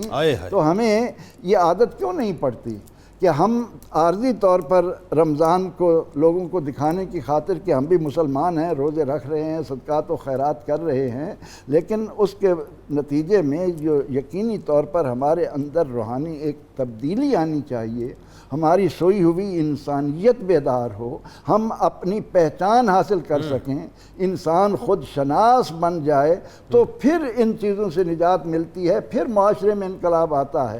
ورنہ رسماً ہم نے ایک عادت کی اور چند دنوں کے لیے رمضان گیا، بلکہ عید کا چاند نظر آتے ہی سر، نظر آتے ہی جن باتوں کی طرف انسان جاتا ہے، شیطان کے کھلنے کی دیر ہوتی ہے، ایسا ہی ہوتا ہے۔ پھر ہم اپنے اصلی روپ دنیا کو دکھا رہے ہوتے ہیں کہ نام انسان کا ہے لیکن ہمارے کام یعنی یہ جو ٹوپی رمضان کے 29 دن سر پہ ہوتی ہے اس کو اٹھا کے ہم ایک طرف رکھ دیتے ہیں، اور اس کے بعد جناب ہم پرفیوم لگا کے جو ہے وہ پبز اور ڈسکوز اور بیئر بارز تلاش کر رہے ہوتے ہیں، اور ڈسکو پارٹیز جو ہیں چاند رات کو ہو رہی ہوتی ہیں، جبکہ وہ لیلۃ الجائزہ ہے۔ ڈاکٹر صاحب اب ذرا یہ بتائیے، اس پہ بھی انشاءاللہ بات کریں گے تفصیلاً، رمضان میں جو اللہ کے قرب کی بات ہے، یعنی یہ ہمیں اللہ تعالیٰ جو ہے نا یہ کرم ہم سے ظاہر کرم والا اس کے معاملہ ہے کہ وہ اپنا قرب بھی عطا کر دیتا ہے، اور ہمیں ایسا محسوس ہوتا ہے کہ ہم بہت تھوڑا کرتے ہیں لیکن اس کا ثواب بھی بہت بڑھا دیتا ہے، اور دنیا سے ہماری بے رغبتی اس اعتبار سے ہو جاتی ہے کہ ہمیں توجہ یہ ہوتی ہے کہ بھئی میں نے تراویح ضرور ادا کرنی ہے، میں نے اپنے معمولات ضرور نمٹانے ہیں، میں نے عبادتیں ضرور کرنی ہے، تو اللہ کی بارگاہ سے میلان اور اس کا قرب ہمارا بڑھ جاتا ہے۔ اس پہ استقامت کیسے ہو، یعنی ایک دم یہ جو وہی بات ہے، اسی کنٹینیوٹی میں بات ہے کہ ہم اس سے دور ڈسٹریکٹ کیسے ہو جاتے ہیں؟ بسم اللہ الرحمن الرحیم، وہ تو قرآن کی اس آیت پر بڑی گہری نظر رکھنی چاہیے، ان رحمت اللہ قریب من المحسنین، اللہ تعالیٰ کی رحمت قریب رہتی ہے محسنین کے۔ واہ! محسن کہتے ہیں کہ نیکی کرنے کا جو سپرلیٹو درجہ ہے نا، اگر آپ نیکی کرنے میں اس ایکسٹریم پر جائیں گے تو آپ قرب الہی کے ماحول میں ڈھلیں گے، واہ! اور وہ قرب الہی کا ماحول آپ کو باقی 11 مہینے بھی اپنی دامن میں لے کے رکھے گا کہ آپ کو جانے نہیں دے گا۔ ہونا تو یہ چاہیے کہ جو ہی ماہ رمضان آیا تو ہمیں درجہ احسان پر رہنا چاہیے، یعنی نیکی کریں جیسے نیکی کرنے کا حق بنتا ہے۔ جب اس حق کو آپ ادا کریں گے تو اللہ تعالیٰ اپنی رحمتوں کے بدلے میں آپ کو اجر دے گا۔ سبحان اللہ! ایک تو ہے نا کہ ماہ رمضان خود رحمت بھرا ہے، بالکل ٹھیک، اس میں ایک نیکی بڑھ کر یعنی نفل بڑھ کر فرض کے درجے میں آ رہے ہیں، اور پھر باقی فرائض بڑھ کر 700 یا 70 گنا درجے میں آ رہے ہیں۔ تو اس میں دیکھیے کہ اگر وہ کام پراپر طریقے سے ہوں گے، اسی تسلسل سے ہوں گے، تو یہ ایسا نہیں ہوتا کہ آپ گہرائی سے پڑھیں اور آپ پوزیشن نہ لے جائیں، لیکن اگر آپ گہرائی سے پڑھیں ہی نہ اور آپ کہیں جی میری پوزیشن آ جائے، تو یہ قرب الہی بنیادی طور پر یہ روزے دار کا پوزیشن ہولڈر ہونا ہے۔ واہ واہ واہ، کیا یعنی اچھی جو بات! روزے دار ہے وہ جب صحیح عبادت کرتا ہے اللہ تعالیٰ اس کو اپنے قرب کا مزہ چکھاتا ہے۔ واہ! یعنی یوں کہیے کہ روزے دار جس انداز سے عبادت کرنے کا حق ہے اگر وہ کر لیتا ہے تو وہ اللہ کو پا لیتا ہے اس مہینے میں، پھر وہ یہ کہہ سکتا ہے کہ میں نے کھویا کچھ نہیں بلکہ جو سب کچھ پانا تھا میں نے پا لیا، وہ پا لیا۔ بلکہ یہاں خواجہ نظام الدین اولیاء کی چند باتیں میں لے کے ہوں، وہ کہتے ہیں جب اللہ تعالیٰ کچھ کاموں پر فرماتا ہے کہ میں محبت کرتا ہوں، یا کچھ کاموں پر فرماتا ہے کہ میں بندے کو اپنے قریب کرتا ہوں، تو یہ محبت کرنا اور قریب کرنا یہ صرف دلاسا دینے کے لیے نہیں بلکہ اس کے قلب و روح کو یہ چیزیں محسوس کرائی جاتی ہیں کہ اے اللہ کے بندے واقعی تو نے عبادت کی اس طرح ہے کہ اللہ تعالیٰ تجھ سے محبت فرماتا ہے۔ یہ جو ہم کہتے ہیں نا کہ ذکر الہی کرنے سے دلوں کو اطمینان ملتا ہے، وہ محبت اور قرب کے احساسات جب اس کو دکھائے جاتے ہیں تو وہ سمجھتا ہے کہ واقعی مجھے اطمینان بھی ہے اور مجھے کسی خوف کا کوئی غم نہیں۔ اچھا، کیسے پتہ چلے ایک روزے دار کو، کیسے پتہ چلے ایک مسلمان کو کہ وہ عبادتیں تو کر رہا ہے؟ اب اس میں دو صورتیں ہیں لوگوں کی۔ ایک صورت وہ ہے جو عبادت کر رہے ہیں اور ان کو حلاوت محسوس ہوتی ہے اور ان کا دل کھینچا چلا جاتا ہے اللہ کی بارگاہ میں، اور ایک وہ ہے جو عبادت کر رہے ہیں لیکن قرب الہی حاصل نہیں ہو رہا ان کو، مطلب وہ پا کر بھی کچھ پا نہیں پا رہے جو پانا چاہیے، پھر وہ کیسے پتہ چلے؟ کیونکہ یہ صوفیہ کی فیلڈ ہے تو صوفیہ یہ کہتے ہیں کہ اس کا آپ کو محسوس ہوتا ہے اگر آپ یہ سمجھیں کہ روزہ رکھنے سے آپ کا تزکیہ نفس ہو رہا ہے اور آپ کے نفس کی خواہشیں کو لگام پڑ رہی ہے اور پھر روزہ آگے بڑھ کر آپ کے لیے تصفیہ قلب بھی کر رہا ہے، آپ کو برے خیالات آنا بند ہو رہے ہیں، یعنی یہاں ہیمرنگ ہونا شروع ہو جائے، آپ کی جو باطنی پلاننگ ہے اس میں بھی صفائی ستھرائی آ رہی ہے، تو آپ یہی سمجھ لیں کہ تزکیہ بھی ہو گیا، تصفیہ بھی ہو گیا، اب آپ کو قرب کی طرف دھکیل دیا جائے گا، چونکہ آپ سٹیپ وائز اس طرف بڑھ رہے ہیں، لیکن اگر پراپر تزکیہ نہیں ہو رہا اور پراپر تصفیہ نہیں ہو رہا، صرف آپ اس پروسیس میں کھڑے ہوئے ہیں، تو پھر آپ کو قرب کی لذتیں فیل نہیں ہوں گی، چونکہ آپ اس پروسیس کو ترتیب سے طے نہیں کر رہے۔ لیکن جب تزکیہ اور تصفیہ کے مراحل سے آپ گزر گئے، آپ کو اللہ کا قرب مل گیا، بلکہ اس پر تو صوفیہ کہتے ہیں کہ جس کو اللہ تعالیٰ اپنے قریب کر لیتا ہے تو پھر جانے نہیں دیتا۔ واہ سبحان اللہ، جی اب آپ جان نہیں سکتے، چونکہ یہ محنت کرنا تھا کام آپ کا، آپ نے تزکیہ کیا، آپ نے تصفیہ کیا، اب میرے دائرہ رحمت میں آ گئے ہیں، تو اب یہاں سے ہم کو بھاگنے نہیں دیں گے۔ یعنی وہ یہ بالکل اس طرح کی بات ہے کہ آپ کو غلط کام سے پہلے انٹیوشنز مل رہی تھی، ایک ہیمرنگ ہو رہی تھی آپ کو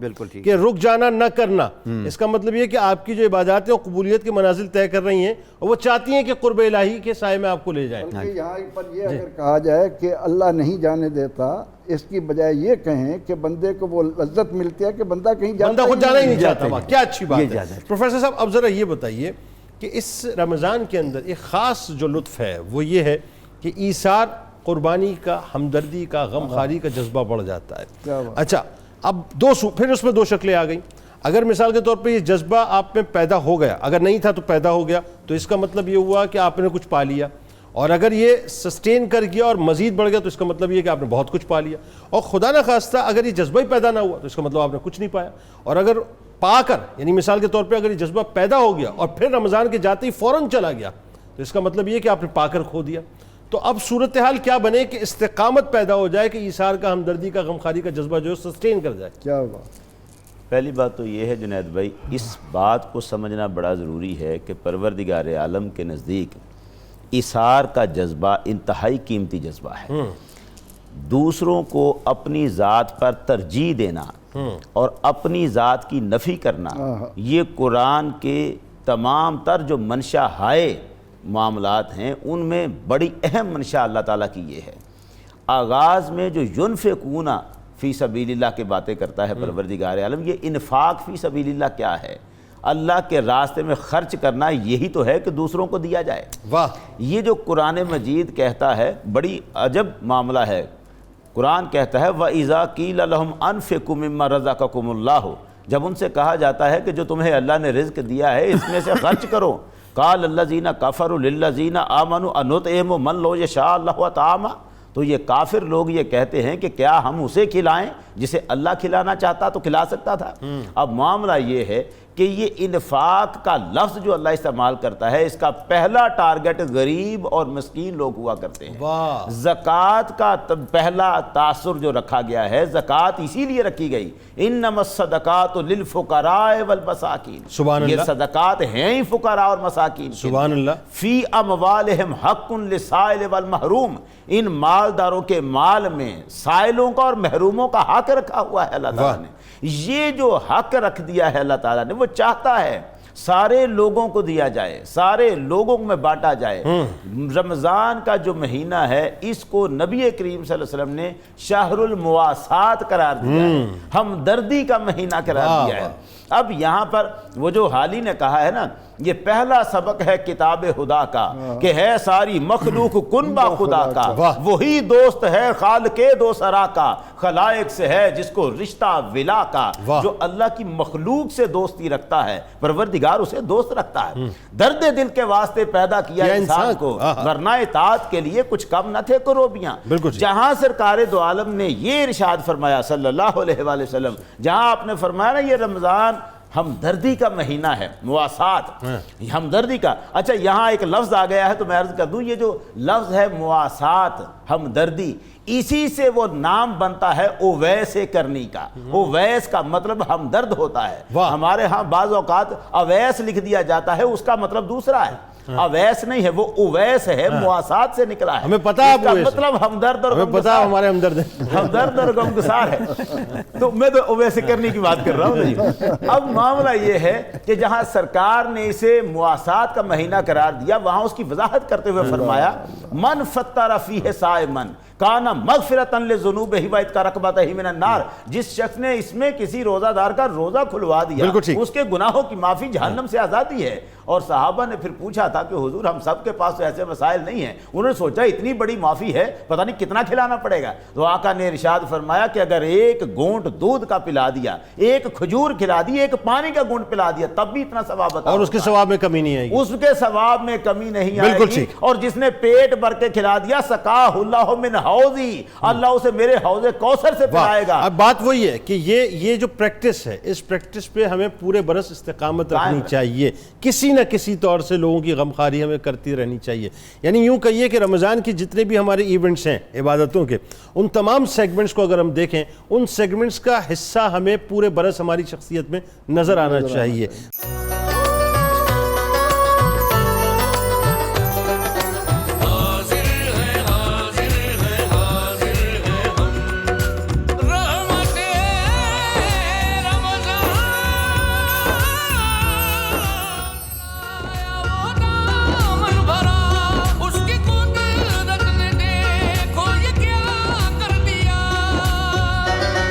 جناب ایک بار پھر آپ کو میں خوش آمدید کہتا ہوں۔ رحمت رمضان کی خصوصی براہ راست شریعت ہے، اور موضوع بڑا انٹرسٹنگ ہے ناظرین کہ رمضان میں ہم نے کیا پایا اور کیا کھویا۔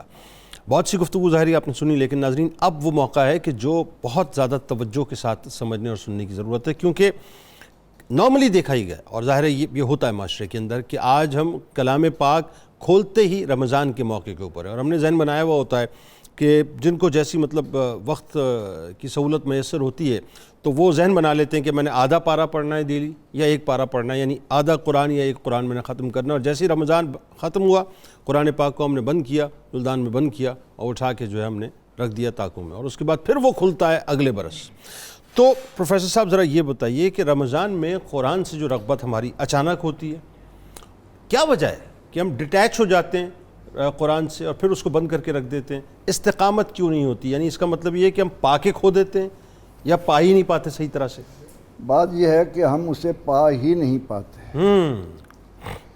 اگر ہم سوسائٹی میں اہل ایمان کے قلوب و اذہان میں اس بات کو راسخ کرنے کی کوشش کریں کہ میرے مسلمان ہونے کی بنیاد ہی قرآن ہے، ٹھیک، میرے نبی علیہ الصلاۃ والتسلیم پر جب تک غار حرا میں آ کر جبریل نے یہ نہیں کہا کہ اقرأ بسم ربک الذی خلق، اس وقت تک بحیثیت مسلم میری بنیاد نہیں پڑی۔ بالکل ٹھیک، میری بنیاد قرآن کے نزول کے ساتھ ہوئی، تو جس امت کا بنیاد اس کی اساس ہی قرآن ہو، واہ، وہ اپنے آپ کو قرآن کے ساتھ اٹیچ نہ کرے اور صرف وقتی طور پر یا کوئی فوت ہوا تو ختم کے لیے قرآن پڑھا لو، اور جی یہ فلاں موقع ہے تو اس پر لوگوں کو اکٹھا کرو، اس کا قرآن کا ختم کروا دو۔ ابا اماں کو جو ہے وہ پڑھ کے بخشنا ہے تو قرآن، اور وہ خود نہیں پڑھتے، وہ بھی مدرسے کے بچوں کو کہیں گے۔ یہ بنیادی طور پر ہمیں رمضان المبارک یہی درس دینے آتا ہے کہ دیکھ لو اس ماہ مبارکہ کو عظمت ملی قرآن سے۔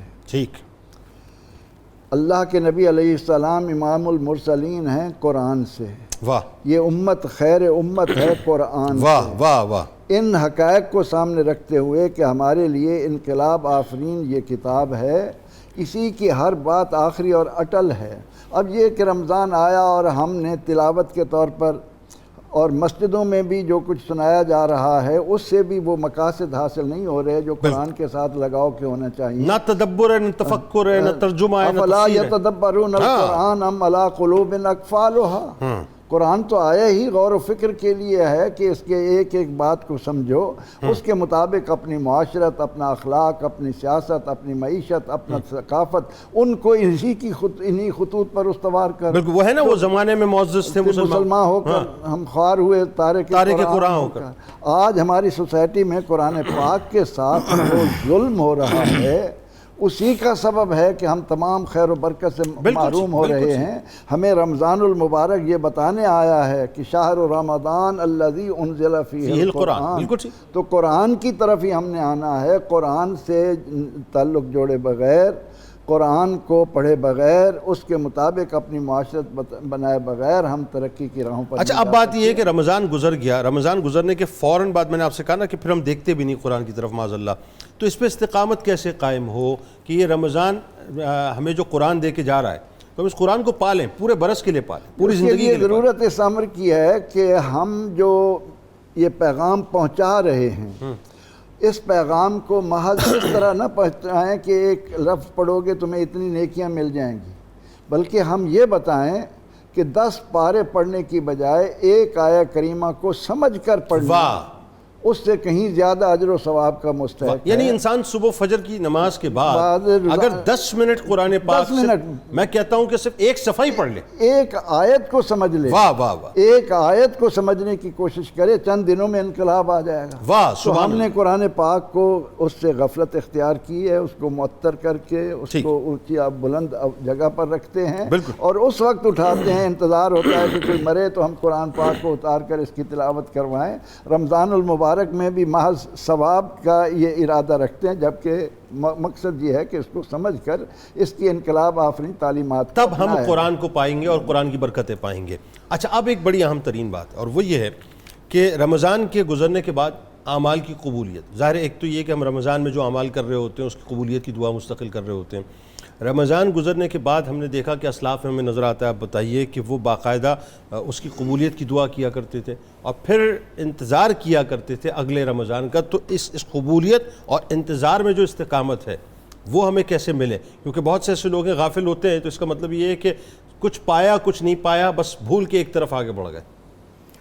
لگتا یہ ہے کہ ماہ رمضان اللہ تعالیٰ کی رحمت اور برکت کا جو بہار بھرا موسم ہے، اس بہار بھرے موسم میں ہونا تو یہ چیز ہے کہ بہار جب آ جاتی ہے تو ہر کونپلی کھلتی ہے، ہر درخت تر و تازہ ہوتا ہے۔ تو یہ جو رحمتوں کی بہار آئی، اس بہار میں بھی ہم نے اعمال کو اس درجے سے کرنے کی روٹین ہی نہیں ڈالی تاکہ ان اعمال کے روحانی اثرات اور ان کے فیوزات ہمیں ظاہری اور باطنی طور پر محسوس ہوتے۔ جب تک کسی چیز کا اثر آپ کو محسوس نہیں ہوگا، آپ اس کام کو کرنے کے لیے انسان مستقل تیار نہیں ہوتا۔ بالکل ٹھیک ہے۔ تو ماہ رمضان میں باقاعدہ تجربہ ہونا چاہیے تھا کہ نمازوں کا کیا اثر پڑتا ہے، قرآن کی تلاوت کا کیا پڑتا ہے، سخاوت کا کیا پڑتا ہے اور ہمدردی کا کیا پڑتا ہے۔ اگر یہ سارے ثمرات اور فوائد ہم چیک کر لیتے تو ہم خود موٹیویٹ ہو جاتے، جی اگلے 11 مہینوں میں ہم نے اس تسلسل کو چلانا ہے، چونکہ جو راحت و لذت، جو چاشنی و فراوانی ادھر رکھی ہوئی ہے، یہ کسی اور چیز میں نہیں ہے۔ اب چونکہ ہم نے ماہ رمضان کو ذرا سطحی انداز سے گزارا، ہم نے اتنی ڈیپتھ میں نہیں گئے، اعمال ہم نے چلتے چلتے کیے، اگر وہاں گہرائی لے آتے، رسوخ لے آتے، ڈیپتھ میں چلے جاتے، تو ہمیں اعمال صالحہ یہ بتا دے کہ اعمال صالحہ سے ثمر آئے گا جنت میں جانے کا، ثمر آئے گا اللہ اور اس کے نبی کے قریب جانے کا، ثمر آئے گا اطمینان و راحت کا۔ ہمارا سارا معاشرہ الجھاؤ میں، انتشار میں، ٹینشن میں بٹا ہوا ہے۔ ماہ رمضان کے اندر یہ اعمال صالحہ آئے اسی لیے تھے کہ ہم اپنی ساری ظاہری اور باطنی ٹینشنوں کا علاج تلاش کر لیں۔ بلکہ اس میں ڈاکٹر صاحب وہی بات آ گئی نا کہ یہ وہی بات آ گئی کہ اگر ہم نے پایا ہوتا تو ظاہر ہے وہ قلب کی کیفیت اور ہوتی. جب قلب کی کیفیت اور ہوتی تو وہ جو صحابہ کا طرز تھا کہ 6 مہینے تک قبولیت کی دعا کرتے رہتے, پھر 6 مہینے انتظار کی دعا کرتے رہتے, وہ چونکہ پا چکے تھے اس لیے اس مستقل وہ پھر ان کی کیفیت رہتی تھی, یعنی جاتے ہوئے باقاعدہ وہ حزن و ملال اور گریہ و کیفیت کا طاری ہونا اسی لیے تھا کہ ان کو لگتا تھا کہ اب یہ بہار والا موسم نہیں رہے گا, یعنی پانے اور کھونے کی کیفیت وہاں سے ہمیں پتہ چلے گی. آخر میں پروفیسر صاحب بہت مختصر وقت ہے, یہ بتائیے کہ اختتام رمضان پہ ظاہر ہمیں واقعات ملتے ہیں صالحین کی کیفیات کے, کچھ بتائیے ذرا. جنید بھائی پہلی بات تو یہ ہے کہ جیسے آپ کہہ رہے ہیں کہ یہ کیفیات انہی لوگوں کو حاصل ہوتی ہیں جنہوں نے رمضان کو پایا ہوتا ہے, جنہوں نے اس کی لذات کو, اس کے اثرات کو محسوس ہی نہیں کیا, ان پر یہ کیفیات نہیں ہیں. اور کیفیات جن لوگوں نے پائی ہیں بڑے دردناک انداز میں انہوں نے ان کو استعمال کیا. علامہ عبد الرحمن ابن جوزی جس انداز میں وہ گریہ کرتے ہیں, یعنی وہ رمضان کے جانے پر یہ کہہ رہے ہیں السلام علیکہ یا شہر ضیاء المساجد, السلام علیکہ یا شہر ذکر والمحامد, السلام علیکہ یا شہر زرع الحاسد, السلام علیکہ من قلب لفراقک فاقد, السلام علیکہ من عین لفراقک فی عرق. کیا رونا رویا ہے انہوں نے. اے وہ مہینہ جس نے مسجدوں میں روشنیاں کر دی, تجھ پر سلام ہو. اے وہ مہینے جو ذکر اور اللہ کی حمد و ثنا کا مہینہ تھا, تجھ پر سلام ہو. اے وہ مہینہ جو کھیتی کاٹنے کا موسم تھا, تجھ پر سلام ہو. اے وہ مہینہ جس کی جدائی میں دل ڈوب رہا ہے, تجھ پر سلام ہو. اے وہ مہینہ جس کی جدائی میں آنکھوں میں آنسو آ رہے ہیں, تجھ پر سلام ہو. کس انداز میں گریہ کیا ہے. حضرت علی رضی اللہ تعالیٰ عنہ تو اعلان فرمایا کرتے, جو آپ نے پہلے بتا دیا, عمر بن عبدالعزیز باقاعدہ مراسلہ بھیجا کرتے, ٹھیک, اور وہ لوگوں کو صدقہ فطر اور استغفار کرنے کا جو انداز بتاتے, وہ کہتے لوگوں یوں اللہ سے استغفار مانگو جیسے آدم علیہ السلام نے مانگا, جیسے ابراہیم علیہ السلام نے مانگا, جیسے یونس علیہ السلام نے مانگا. ایک ایک نبی کا حوالہ دیتے کہ اس طرح کہو مولا میں گناہگار ہوں, میں قصوروار ہوں, مجھے معاف فرما. یعنی اس کا مطلب وہی ہو گیا کہ جس کی یہ کیفیت ہو گئی اس نے رمضان کو پا لیا, اور جس نے خدا نہ خواستہ اس کیفیت سے اپنے آپ کو باہر سمجھا, اس نے, میں یہ نہیں کہہ سکتا کھو دیا, لیکن اسے سمجھنا چاہیے کہ اس نے کیا حاصل کیا اور کیا کھو دیا. بہت شکریہ آپ تینوں احباب کا.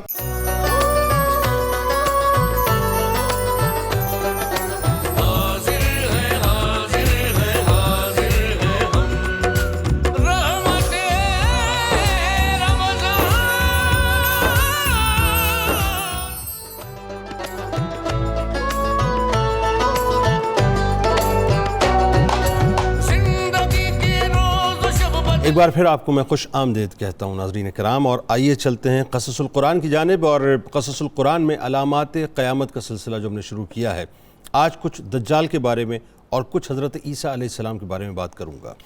اچھا, پہلے تو یہ ذہن میں آپ کے رہے ناظرین کہ ظاہر ہے دجال کے خروج سے پہلے دنیا کے اندر دجالیت عام ہو جائے گی, یعنی یوں سمجھ لیجئے کہ اس کے لیے ایک ریڈ کارپٹ باقاعدہ بنایا جا رہا ہے, اور ظاہر ہے اس کی جو خروج سے پہلے وہ ریڈ کارپٹ اس کے لیے بچھا دیا جائے گا. اور اس میں جو قوتیں کام کر رہی ہیں, آپ جانتے ہیں ناظرین کہ اس کا مرکز بنیادی طور پر اسرائیل ہے, اور وہاں پر جو دیوار گریہ ہے, روز صبح و شام یہودی کھڑے ہو کر دعا کرتے ہیں اپنے مسیح دجال کے لیے کہ اس کا خروج ہو جائے, کیونکہ ان کا ماننا یہ ہے کہ اس کے خروج کے بعد ہی ان کی طاقت مزید مضبوط ہوگی.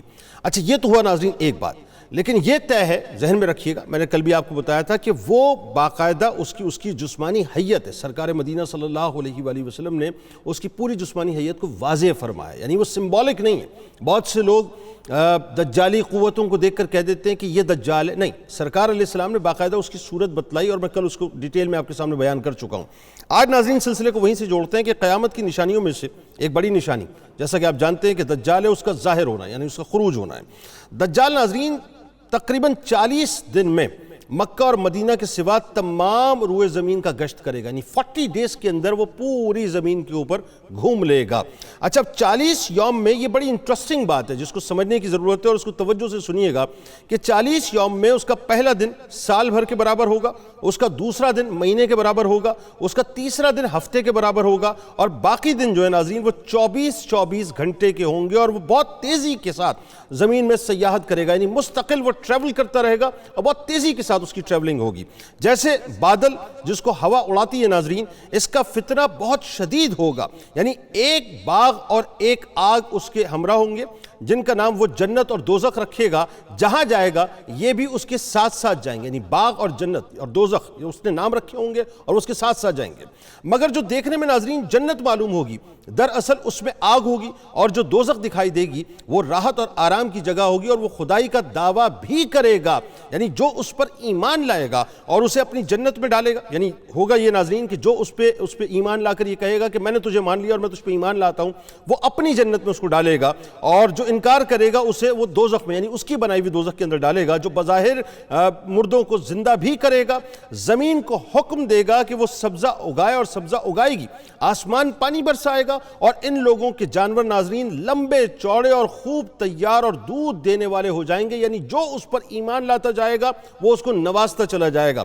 وہ ویرانے میں جائے گا تو وہاں کے جو دفینے ہوں گے وہ شہد کی مکھیوں کی طرح ہجوم کرتے ہوئے اس کے ہمراہ ہو جائیں گے، یعنی جتنے خزانے ہوں گے زمین کے، زمین ان کو نکالنا شروع کرے گی اور اس کے ساتھ چلنا شروع کر دیں گے۔ غرض یہ ناظرین کہ اس طرح کے بہت سے شعبے وہ دکھائے گا، حقیقت میں یہ سب جادو کے کرشمے ہوں گے اور شیاطین کے تماشے ہوں گے جن کا حقیقت سے کوئی تعلق نہیں ہوگا، اس لیے اس کے وہاں سے جاتے ہی لوگوں کے پاس جو ہے ناظرین کچھ بھی نہیں رہے گا، یعنی یوں سمجھ لیجئے کہ وہ لوگوں کو ایک ایلوژن ورلڈ کے اندر لے جائے گا، اور ایلوژن ورلڈ کے اندر لوگ وہ کچھ دیکھ رہے ہوں گے جو ہوگا نہیں، اور جیسے وہ وہاں سے نکلے گا وہ تمام جتنا بھی کیموفلاج ہوگا ناظرین وہ ختم ہو جائے گا، لیکن طاقت اس کے پاس بے انتہا ہوگی۔ جب وہ مکہ مکرمہ اور مدینہ طیبہ میں داخل ہونا چاہے گا تو فرشتے اس کا منہ پھیر دیں گے، البتہ مدینہ منورہ میں 3 زلزلے آئیں گے، یعنی ہوگا یہ ناظرین کہ یہ اللہ تعالیٰ کا نظام ہے کہ اس نے مکے اور مدینے کی بارڈر پر جو اس کو کارڈن آف کیا ہوا ہے بنیادی طور پر وہ نہ نظر آنے والے فرشتوں سے کیا ہوا ہے، وہ پوری دنیا میں ٹریولنگ کرے گا، جہاں چاہے گا جائے گا، لیکن جیسے ہی وہ مکے اور مدینے میں داخل ہونے کی کوشش کرے گا تو فرشتے اس کا رخ دوسری طرف کر دیں گے، یعنی وہ مدینے میں اور مکے میں داخل نہیں ہو سکے گا۔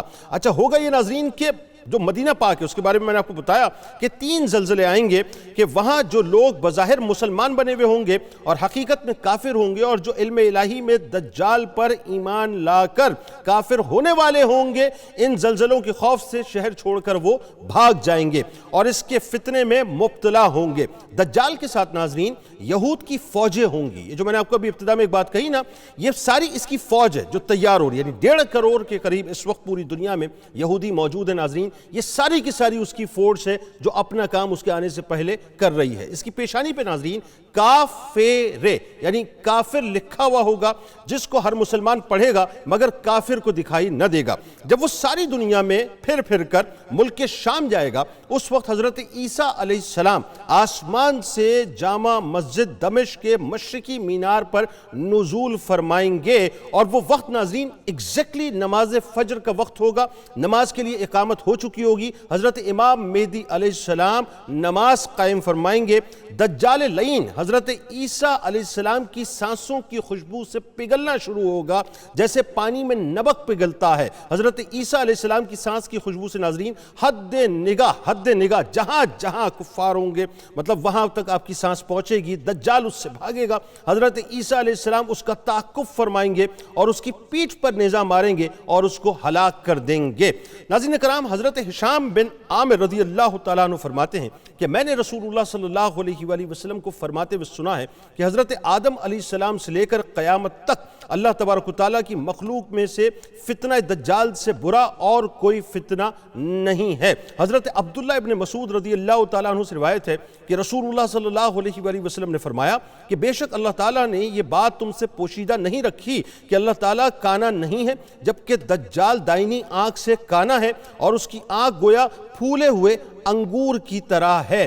ناظرین کرام، سیدنا ابو ہریرہ رضی اللہ تعالیٰ عنہ سے روایت ہے کہ رسول اللہ صلی اللہ علیہ وآلہ وسلم نے فرمایا کہ کیا میں تمہیں دجال کے متعلق ایک ایسی بات نہ بتلاؤں جو کسی نبی نے اپنی امت کو نہیں بتائی؟ بے شک وہ کانا ہے اور اپنے ساتھ جنت و دوزخ جیسی چیزیں لے کر آئے گا، اور میں تمہیں ڈراتا ہوں جیسے حضرت نوح علیہ السلام نے اپنی قوم کو ڈرایا ہے۔ کل میں نے آپ کو بتایا تھا ناظرین کہ اس کی بائیں آنکھ جو ہے وہ سپاٹ ہوگی اور ایک ستارہ جیسا جو سب ستارہ وغیرہ اس کی بائیں آنکھ میں چمک رہا ہوگا، اور دائیں آنکھ اس کی ہوگی لیکن وہ پھولی ہوئی ہوگی انگور کی طرح۔ حضرت عبادہ بن صامت رضی اللہ تعالیٰ عنہ سے روایت ہے کہ رسول اللہ صلی اللہ علیہ وآلہ وسلم نے فرمایا کہ میں نے تمہیں دجال سے متعلق بتا دیا اور مجھے ڈر ہے کہ وہ تمہاری سمجھ میں نہ آئے۔ سنو، دجال پست قد ٹیڑے پاؤں والا کانا ہوگا، یعنی اس کا قد چھوٹا ہوگا، پاؤں اس کے ٹیڑھے ہوں گے لیکن وہ کانا ہوگا، جس کی آنکھ مٹی کی ہوگی جو نہ ابھری ہوئی ہوگی اور نہ اندر دھسی ہوئی ہوگی، اگر تمہیں اس کے متعلق شک واقع ہو تو جان لو تمہارا رب کانا نہیں ہے۔ حضرت ابو ہریرہ رضی اللہ تعالیٰ عنہ نے فرمایا کہ رسول اللہ صلی اللہ علیہ وآلہ وسلم نے فرمایا کہ دجال بائیں آنکھ سے کانا ہوگا، کثرت سے اس کے بال ہوں گے، اس کے ساتھ جنت و دوزخ ہوگی، اس کی جہنم حقیقت میں جنت ہوگی اور جنت حقیقت میں جہنم ہوگی۔ عمر بن حریث نے حضرت ابوبکر صدیق رضی اللہ تعالیٰ عنہ سے روایت کی کہ ہم سے گفتگو کرتے ہوئے رسول اللہ صلی اللہ علیہ وآلہ وسلم نے فرمایا دجال مشرق کی جانب سے سرزمین خراسان سے نکلے گا، اس کی پیروی ایسے لوگ کریں گے جن کے چہرے کٹی ہوئی ڈھالوں جیسے ہوں گے۔ اسی کے ساتھ ناظرین حضرت ابوبکر صدیق رضی اللہ تعالیٰ عنہ سے مروی ہے کہ رسول اللہ صلی اللہ علیہ وآلہ وسلم نے فرمایا کہ دجال مشرق کی سرزمین خراسان سے نکلے گا۔ اس حدیث پاک کے تحت ناظرین حافظ عماد الدین ابن کثیر رحمۃ اللہ علیہ فرماتے ہیں کہ دجال کے ظہور کا آغاز ایران کے شہر کے ایک ایسے محلے سے ہوگا جس کو الیہودیہ کہا جاتا ہے، اور آج لوگ بتلاتے ہیں ناظرین کہ وہاں پر تقریباً کوئی 70-80 ہزار کے قریب اب بھی یہودیوں کی آبادی موجود ہے۔ حضرت انس بن مالک رضی اللہ تعالیٰ عنہ سے روایت ہے کہ رسول اللہ صلی اللہ علیہ وآلہ وسلم نے فرمایا کہ ایران کے شہر اصفہان کے 70,000 یہودی سیاہ چادریں اوڑے ہوئے دجال کا ساتھ دیں گے۔ حضرت عبداللہ بن عمر رضی اللہ تعالیٰ عنہ سے روایت ہے کہ حضور نبی کریم صلی اللہ علیہ وآلہ وسلم نے ارشاد فرمایا کہ وادی مرقنات کی اس سرزمین شور میں دجال پڑاؤ ڈالے گا تو اس کی طرف نکل کر آنے والوں کی اکثریت، سننے والی بات، اکثریت عورتوں کی ہوگی، یہاں تک کہ آدمی اپنی بیوی، بہن، بیٹی، پھپھی کو اس خوف سے رسی میں جکڑ دے گا کہ کہیں وہ اس کے پاس نکل نہ بھاگے۔ ایک لمحے بات سمجھاؤں روک کے آپ کو ناظرین، یہ جو دجال کی سپورٹرز بتائے گئے جیسے کیٹیگوریکل حدیث کے اندر آپ یہ دیکھیے کہ مختلف رشتے بھی گنوائے گئے، یہ دجال کے پاس بھاگیں گی باقاعدہ۔ اور اگر آج آپ غور کریں یہ جو مائی باڈی مائی چوائس کا نعرہ ہے ناظرین، اور یہ جتنا مضبوط ہوتا جا رہا ہے پوری دنیا میں، اور ایک خاص فنڈنگ کے تحت ان کو مضبوط کیا جا رہا ہے، اور ان کے پیچھے جو ہے باقاعدہ طاقتیں لگی ہوئی ہیں، اور وہ متنفر کر رہی ہیں خواتین کو فیملی سسٹم سے، شترے بے مہار کر رہی ہیں، آزاد کر رہی ہیں۔ مجھے ایسا لگتا ہے ناظرین، یہ میرا قیاس ہے اور غلط بھی ہو سکتا ہے، مجھے ایسا لگتا ہے کہ یہ جو حدیث میں بنیادی طور پر جن خواتین کا ذکر کیا گیا ہے یہ بنیادی طور پر وہی خواتین ہیں جو بڑھتے اس ٹولے میں شامل ہوں گی جو دجال کا ٹولہ ہوگا۔ حضرت نواز بن سمان رضی اللہ تعالیٰ عنہ کہتے ہیں کہ ایک روز رسول اللہ صلی اللہ علیہ وآلہ وسلم نے دجال کا ذکر فرمایا، ہم نے عرض کیا یا رسول اللہ صلی اللہ علیہ وآلہ وسلم زمین میں اس کا گھومنا کس تیزی سے ہوگا؟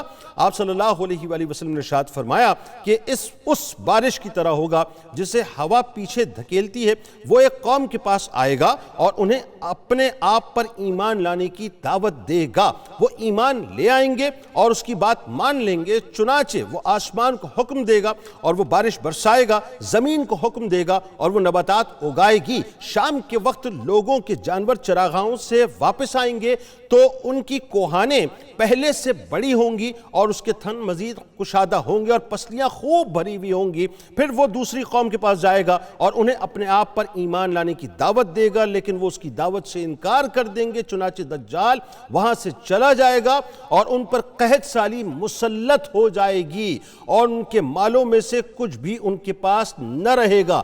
دجال ویران مقام کی طرف چلا جائے گا اور زمین کو حکم دے گا کہ اپنے خزانے اگل دے، تو زمین اپنے خزانے اس طرح نکال کر اکٹھا کر دے گی جس طرح شہد کی مکھیاں بڑی مکھیوں کے گرد ہجوم بنایا کرتی ہیں۔ ناظرین کرام ذرا توجہ کیجئے گا، یہ اتنا شدید اور اتنا بڑا فتنہ ہے جس کے بارے میں سرکار علیہ السلام نے فرمایا، یعنی آدم علیہ السلام سے لے کے قیامت تک دجال سے بڑا کوئی فتنہ نہیں ہے۔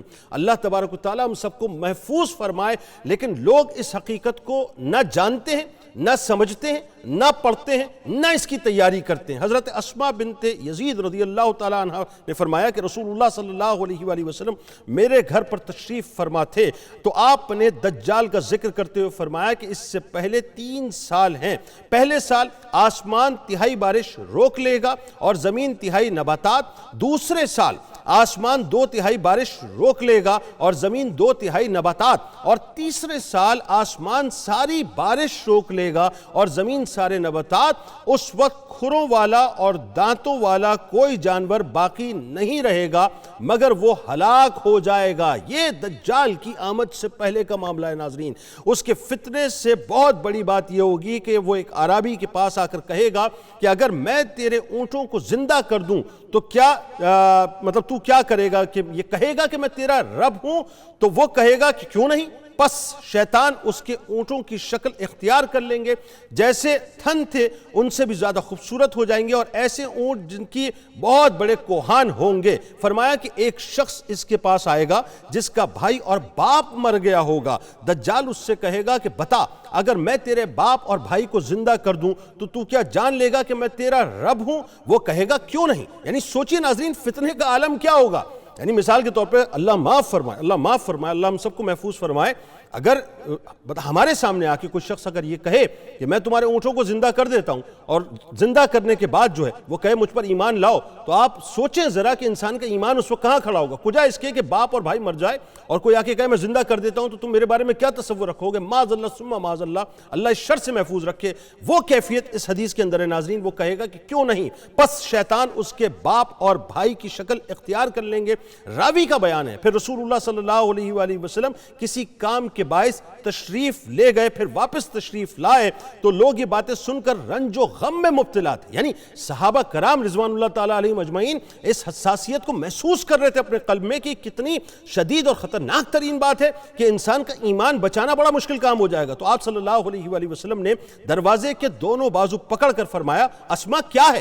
ظاہر وہ بھی سوچ میں پڑ گئی، تو عرض گزار ہوئی یا رسول اللہ صلی اللہ علیہ وآلہ وسلم، آپ نے دجال کا ذکر کر کے ہمارے دل نکال دیے۔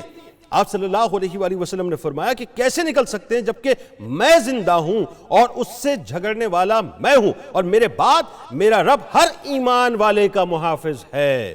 میں عرض گزار ہوں یا رسول اللہ صلی اللہ علیہ وآلہ وسلم، ہم آٹا گوندتے ہیں اور روٹیاں نہیں پکاتے، لیکن بھوک تنگ کرنے لگتی ہے، تو اس وقت مسلمانوں کا کیا عالم ہوگا؟ یعنی سوچئے نا کہ بھئی وہ ظاہر ہے وہ قید زدہ معاملات، وہ جہاں سے جائے گا جو اس پہ ایمان لائے گا وہاں سبزہ ہو جائے گا، جو اس کو منع کر دے گا وہ سارا قحط سالی ہو جائے گی، وہ اپنی طاقت اپنی قوت دکھائے گا، زمین کے خزانے اس کے ساتھ چل رہے ہوں گے، جہاں سے گزرے گا سبزہ موجود ہوگا، اس کے ہاتھ میں ایک جنت ہے، ایک ہاتھ میں دوزخ ہے، جو اس کی دوزخ ہے وہ جنت ہے، جو جنت ہے وہ دوزخ ہے۔ ایک عجیب صورتحال ہوگی ناظرین، اس میں ایمان بچانا کتنا مشکل۔ تو وہی عرض کیا کہ اس وقت مسلمانوں کا کیا حال ہوگا؟ تو فرمایا وہی کفایت کرے گا جو آسمان والوں کو تسبیح و تقدیس کے ذریعے کفایت کرتا ہے، یعنی ایمان والے اس سے محفوظ رہیں گے اور تسبیح اور تقدیس کے ذریعے اللہ تبارک و تعالیٰ ان کو خوراک عطا کرے گا۔ حضرت حذیفہ رضی اللہ تعالیٰ عنہ سے روایت ہے کہ حضور نبی کریم صلی اللہ علیہ وآلہ وسلم نے ارشاد فرمایا کہ دجال جب نکلے گا تو اس کے ہاتھ میں پانی اور آگ ہوں گے،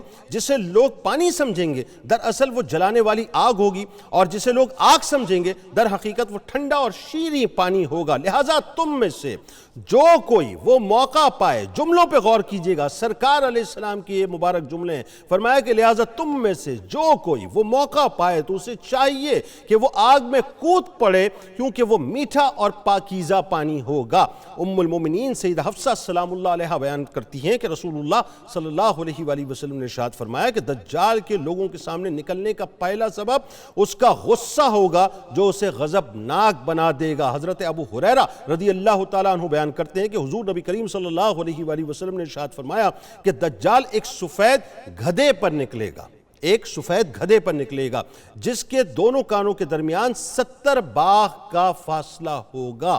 یعنی وہ سوچئے وہ گدھا کتنا بڑا ہوگا، وہ سواری کیا ہوگی، وہ اللہ اور اس کے رسول صلی اللہ علیہ وآلہ وسلم بہتر جانتے ہیں۔ لوگ اپنے اپنے انداز سے ناظرین اس کو قیاس کرتے ہیں، لیکن 70 باغ پر پھیلے ہوئے اس کے 2 بازو ہوں گے۔ حضرت مغیرہ بن شعبہ رضی اللہ تعالیٰ عنہ بیان کرتے ہیں، یعنی دجال کے ساتھ ایک اور بات آپ کو بتاؤں کہ دجال اپنے ساتھ روٹیوں کا پہاڑ بھی لے کے چلے گا ناظرین۔ ذرا سوچئے، یعنی کسی شہر میں، کسی ملک میں، کسی جگہ پر اگر قحط سالی ہے اور وہاں پر کھانے کو کچھ نہیں، اب آزمائش کی انتہا آپ سمجھیے گا کہ آزمائش کیسی ہوگی، لیکن نکلیں گے کون، بچیں گے کون؟ جو اللہ پر ایمان رکھتے ہیں، جو مومنین ہوں گے۔